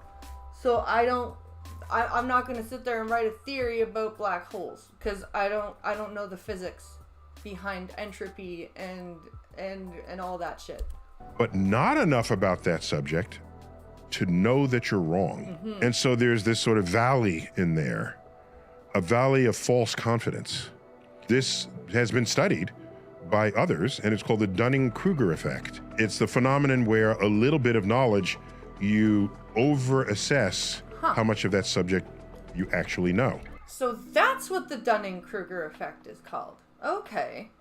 I thought it was something else. I did not understand that was the actual definition of the Dunning-Kruger effect. And then when you learn even more, you realize, no, I didn't know as much as I thought I did. So then there's a sort of a lull there. And then when you learn even more, you come back up. Ultimately, learning enough to know whether you were right or wrong. To become an expert means you spend all this time. It doesn't happen overnight. No. You can't just sit in an armchair and say, I'm now an expert. It requires years and years of study. Yeah, a first-year medical student is not a doctor, right? They have like years and years to go before they can actually put MD after their name. Especially looking through journals where new ideas are published and contested. That's what we have learned is the most effective means of establishing that which is objectively true, or determining that which is objectively false. Both of those work hand in hand to move the needle on our understanding of the universe. I'm going to read you just my opening line here. It's titled 1 × 1 = 2. So I lead off by saying, this is an ambitious work that is a clear indication of a restless, active mind. That's true. That is very true. He's very, you can tell Terrence has an active mind, but he just doesn't know what to do with it. Within these pages, however, there are many assumptions and statements that are underinformed, misinformed, or simply false, thereby compromising or nullifying many of the subsequent conclusions you have drawn. That's exactly what should happen in a peer review, out of respect for one another's intellect. Yeah. You don't just sit there and go, nah, you're a stupid idiot. You go, okay, no, this is, I can see why you came to this conclusion. You've got, you have an active mind and everything, but here's where you're flawed. Like, here's where your logic is flawed. It opens with a quote from Terrence. It can never occur that the square root of a given number, when added to itself, is greater than the initial number squared. For that would expose a loose thread within the fabric of our understanding. Okay, I do not know, I am not a math person, but that to me does not make any sense. I'm not gonna pretend to know what the fuck that means, because I don't. I really, really don't. I'm not a math person. I have no idea what that means. But that does not sound correct. A loose thread capable of unraveling the very ground rules of mathematics. That's a bold statement. So then I just say, this opening thesis is false. There are plenty of examples of this that have escaped your attention. His statement is shown to be false for every number that's less than 1 and greater than 0. For example, the square root of 0.64 is 0.8. 0.8 is bigger than 0.64. And it's a larger number than the original. And wait, what? This that have escaped your attention. So then I just say, this opening thesis is false. Okay, because it is.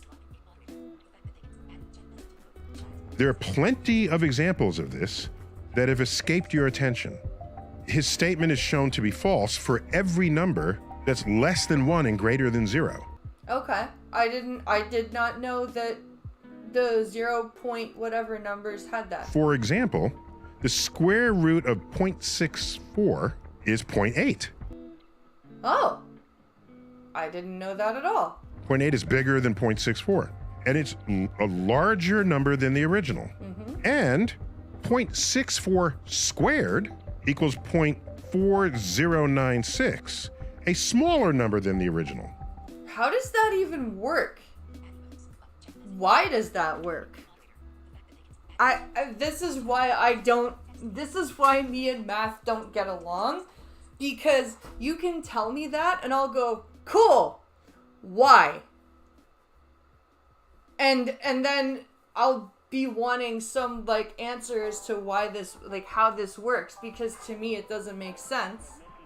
And then somebody will try to explain it and I'll go, I have no idea what you just said. To the extent that the next 35 pages depends on your stated thesis, this fact undermines your claims and assumptions and conclusions. It's not about feelings here. It's about objective reality. So at the time, I considered Terrence a strong acquaintance. Then we hung out a bit and had much exchange. We haven't spoken much since then. But go to page 2, and in here, he mentions people who he declares were persecuted because their vision exceeded the myopic view of their contemporaries. Okay. Who did he include in this list? And he mentions Walter Russell, Nikola Tesla, John Keeley, and many, many more.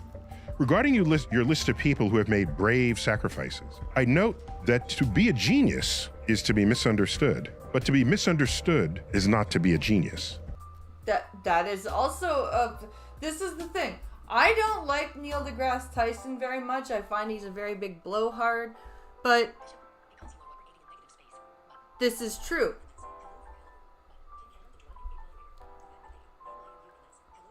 Halliburton, hello. Because you are operating in negative space. You're probably right.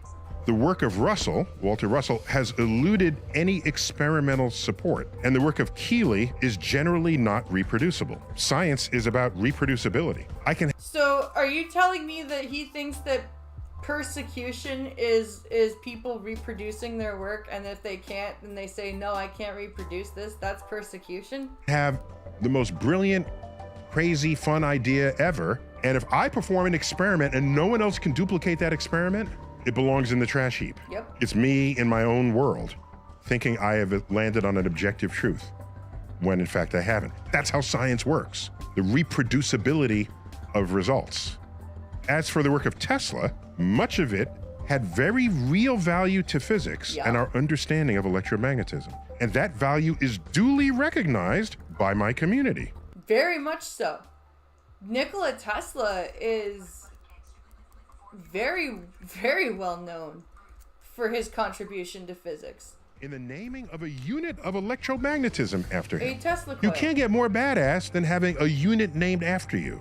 Newton has a unit named after him, for example. The metric unit of force is a Newton. Much of the rest of his work was fringe and unrealized, either for violating known laws of physics or for being simply impractical. Right.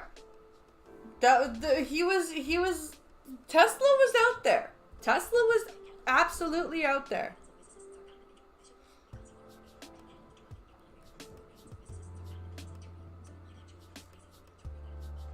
The ravings of physicists are actually kind of interesting to read. So it might be interesting to have crazy. Just because you do some good stuff doesn't mean everything you ever did is going to be great. I will further affirm that just because an idea sounds crazy doesn't make it wrong. The system of research and publications in peer-reviewed journals has the capacity to spot crazy but true ideas. Yeah. Like fucking making mold into a medicine, for example. Or using pig valves for heart valve replacements. Provided they're supporting by compelling arguments, and ultimately supported by experiments and observations. Newton's laws, Einstein's relativity, quantum physics were all revolutionary ideas that appeared in peer-review settings or journals. Meanwhile, most of the work of Russell and Keeley had no such success with their ideas. So I think on Rogan, Terrence said that I trashed those three researchers. Attack that I had talked about Walter Russell and Victor Schauberger and John Keeley and Tesla as the people that I looked up to. So he threw shit on he was like, well, Tesla stuff worked, but Tesla was never really respected and out there. When I'm just That's not what he said at all. simply stating the fact, I don't think of that as trashing. I think of that as being honest. I mean, I could have softened it, but I don't think that's what people who care about you should do. People who care will be honest with you about ideas, about thoughts. The world is changing so quickly, and so is everything around us. Unfortunately, we have chosen to remain handcuffed to antiquated and obsolete beliefs. Yeah. And he's right about, like, and this is my biggest problem is like when I get told something honestly, like I get upset about it and it's like, oh, you're insulting me. No, it's you need to hear this. And this is what Terrence Howard was doing. Oh, Neil deGrasse Tyson was insulting the people that I look up to. And it's like, no, he's just telling you the truth about them. We have put an enormous amount of faith into the methods and practices of old that are as dead today as the men who propagated the notion that the world was flat. So I say here, regarding your world was flat reference, it's not widely appreciated that the idea of a flat Earth predates the introduction and development of the methods and tools of science as we practice them today. Those processes date back to around 1600, coincident with the invention of the microscope and telescope. Before then, truths were whatever seemed right to the senses. Afterwards... Yeah, that's why plague was considered to be like passed through miasma. Or, like that's why it was thought that the Earth was flat before we had telescope, microscope, all this stuff. And to this day, truth was whatever the verified data obtained by your instruments forced you to believe if your senses otherwise contradicted the data. Right. This fact means that there's no such misunderstanding on the scale of the flat Earth in the era of modern science. And in multiple places throughout the treatise, he's attaching a number to a physical idea. What is that? Like, how do you do that? I don't understand people who attach random shit to ideas. Or a physical object. That idea goes way back, by the way. Go back to Pythagoras, famous for the Pythagorean theorem, which we all learned in 8th grade, was it, or 9th grade? 8th. Pythagoras was also a philosopher. A squared plus B squared equals C squared. Who tried to understand how things worked. He felt, among others in his group, that if you assign a number to something, the number can imbue that object with certain meaning and significance. Which means then if you manipulate the numbers, that you gain insight into the objects themselves once you've assigned a number to it. There's a lot of that permeates this document, but it's a long disproven approach to the world. Again, there's nothing wrong with a failed idea. No. Now other people know to not do it, right? That has value. If we place a candle in front of a mirror, the measurement of light is doubled, is it not? It does not measure as only one light source. We actually see two lights. Oh, really? That's cool. A light meter will show twice the intensity of light. This is false. He attacked it so with such vitriol. Of course, we actually see two lights. A light meter will show twice the intensity of light. This is false. Oh, it is? Oh, okay. I didn't. See, this is the thing. I don't know this shit. He attacked it so with such vitriol. Vitriol. Maybe that's too blunt? What else should I say? I'm a scientist. That's what I would tell a colleague. A colleague would then say, "Would thank you," and then we go out for a beer after, because that's how that works. And there's an old saying. I first heard it from Michael Dell of Dell Technologies. If one day you find yourself the smartest person in the room, change rooms. Yep. I like that. I like that. I like that philosophy. A lot.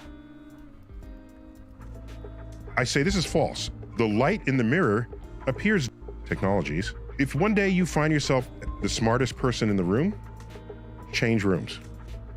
I say this is false. The light in the mirror appears dimmer than the source of light itself. Oh. For several reasons. Starting with the fact that no mirror is 100% reflective. But more importantly, the candle in the mirror is always farther away from you than the candle itself. Oh. Okay. So the light meter will always read less than twice the actual value of the candle itself. I will note that from this work, Terrence produces art, sculptural art, which I find to be intriguing, even beautiful. To me, more intriguing than beautiful, because you got to look at it and you keep looking at it. Like, what is that? And what's going on there? I just want to read you my ending comments here. I could not follow the reasoning on these last few pages, but the illustrations that derive from them are beautiful, regardless of how they were derived. My notes have been strongly critical of your reasoning and conclusions. I was candid and blunt out of respect for the energy you have clearly invested in this work. But if you're sure that you are still right and that I have completely misunderstood your thesis, then you will need to look for another person to evaluate what you have done and solicit their comments. In any case, like I say above, the images and illustrations in your final pages are beautiful works of art, unlike any I have seen. Best to you, Neil. So That's like the nicest way ever of saying you're not making any sense. Like, that is the nicest way of saying that. Yeah. Neil deGrasse Hole Tyson. Yes, but this is his response to Terrence Howard, which we covered Terrence Howard last week. So, we're covering Neil's response to this because apparently Terrence Howard submitted his 1 × 1 = 2 thesis to Neil 8 years ago. So, in case people wanted to know what actually went down 8 years ago, just always be cautious of the Dunning-Kruger effect. You put in a little bit of work and you have an idea, and then you think your idea is right and that Einstein is wrong and Newton is wrong and that everybody's wrong and that all of modern astrophysicists are wrong. As much as I appreciate the works of Nikola Tesla, whenever people bring him up, I kind of brush off what they say. Yeah, our buddy Sunshine really likes to talk about Tesla. That's bold. That's bold. Audacious. Bodacious. That's, and that everybody's wrong and that all of modern astrophysicists are wrong. That's bold. That's bold. Audacious. Bodacious. When continental drift was proposed, it was like, what? Land masses are moving on Earth's surface? That's a weird idea. That's going to be a hard sell. We think there's sort of upswelling of the, yes, locally, but whole continents, that's crazy. It would take a few decades until ultimately, when we're mapping the bottom of the ocean, we find that there's a mid-Atlantic ridge that the ridges are separating. Yep. And then we found that the reason that the Mariana Trench is so deep is because there's one edge that's literally continuously subducting. It's like bada bing. So the resistance to jumping on the idea that continents move was not because people were stubborn. It was because people are cautious. Yeah. Any new idea needs to be put through the ringer. That's how science works. You put it through the ringer. Every possible test you can. Not just because it happens to look like South America fits with Africa. Any better evidence than that? Yeah. Oh, wait a minute. Fossils matched between the west coast of South America and the east coast of Africa. Not recent fossils, fossils from millions of years ago. That's interesting. Yep. Why that can't have happened unless continents moved. Things that make you go, that brought some more people over to the camp. You keep that up and you reach a point where enough evidence is brought to bear on the question, and then you have a new emergent truth. But at the vibrant energy that goes on at conferences and the contest of ideas, that's how we roll. That's how it works. When Einstein came out with relativity, saying space-time curves, everybody was like, you're insane. Everyone was like, what the fuck are you talking about, you crazy German fuck? Al, what are you saying? What are you doing? Well, you can test it with a total solar eclipse. So the idea comes out in 1915, is published in 1916, 1919. We measured light around the edge of during a total solar eclipse because you can't see the stars during the daytime. You see the light rays bent from their actual coordinate positions on the sky. Sir Arthur Eddington, an astrophysicist, provided the first experimental evidence. Holy shit, I actually ran into water. What? Wait, what? What do you mean you actually ran into water? Like you drove to water? Like, is that what you did? That's what I'm imagining. You drove to the edge of water. That's what I just imagined. For Einstein's general theory of relativity, which, by the way, was published in a peer-reviewed journal. Crazy idea. The platform to be accepted for the ideas is not social media. It is not Joe Rogan. No. It is not my podcast. No. It is research journals where attention can be given on a level that at the end of the day offers no higher respect for your energy and intellect than by declaring that what's in it is either right or wrong or worthy of publication or not. Yeah. And I would feel like having the respect of your peers to take the time and actually read your stuff and analyze it for you and help you come to the conclusion on whether yes, this is valid, no, this is not valid. I feel like that's an incredibly valuable resource that people don't take.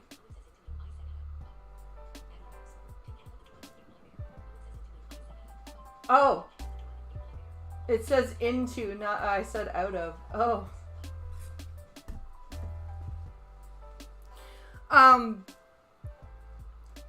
What was I gonna say? Oh, so yeah, it's this whole peer review is very necessary, and honestly, it's an honor to have your peers take the time to look at your thesis and your ideas and test them out.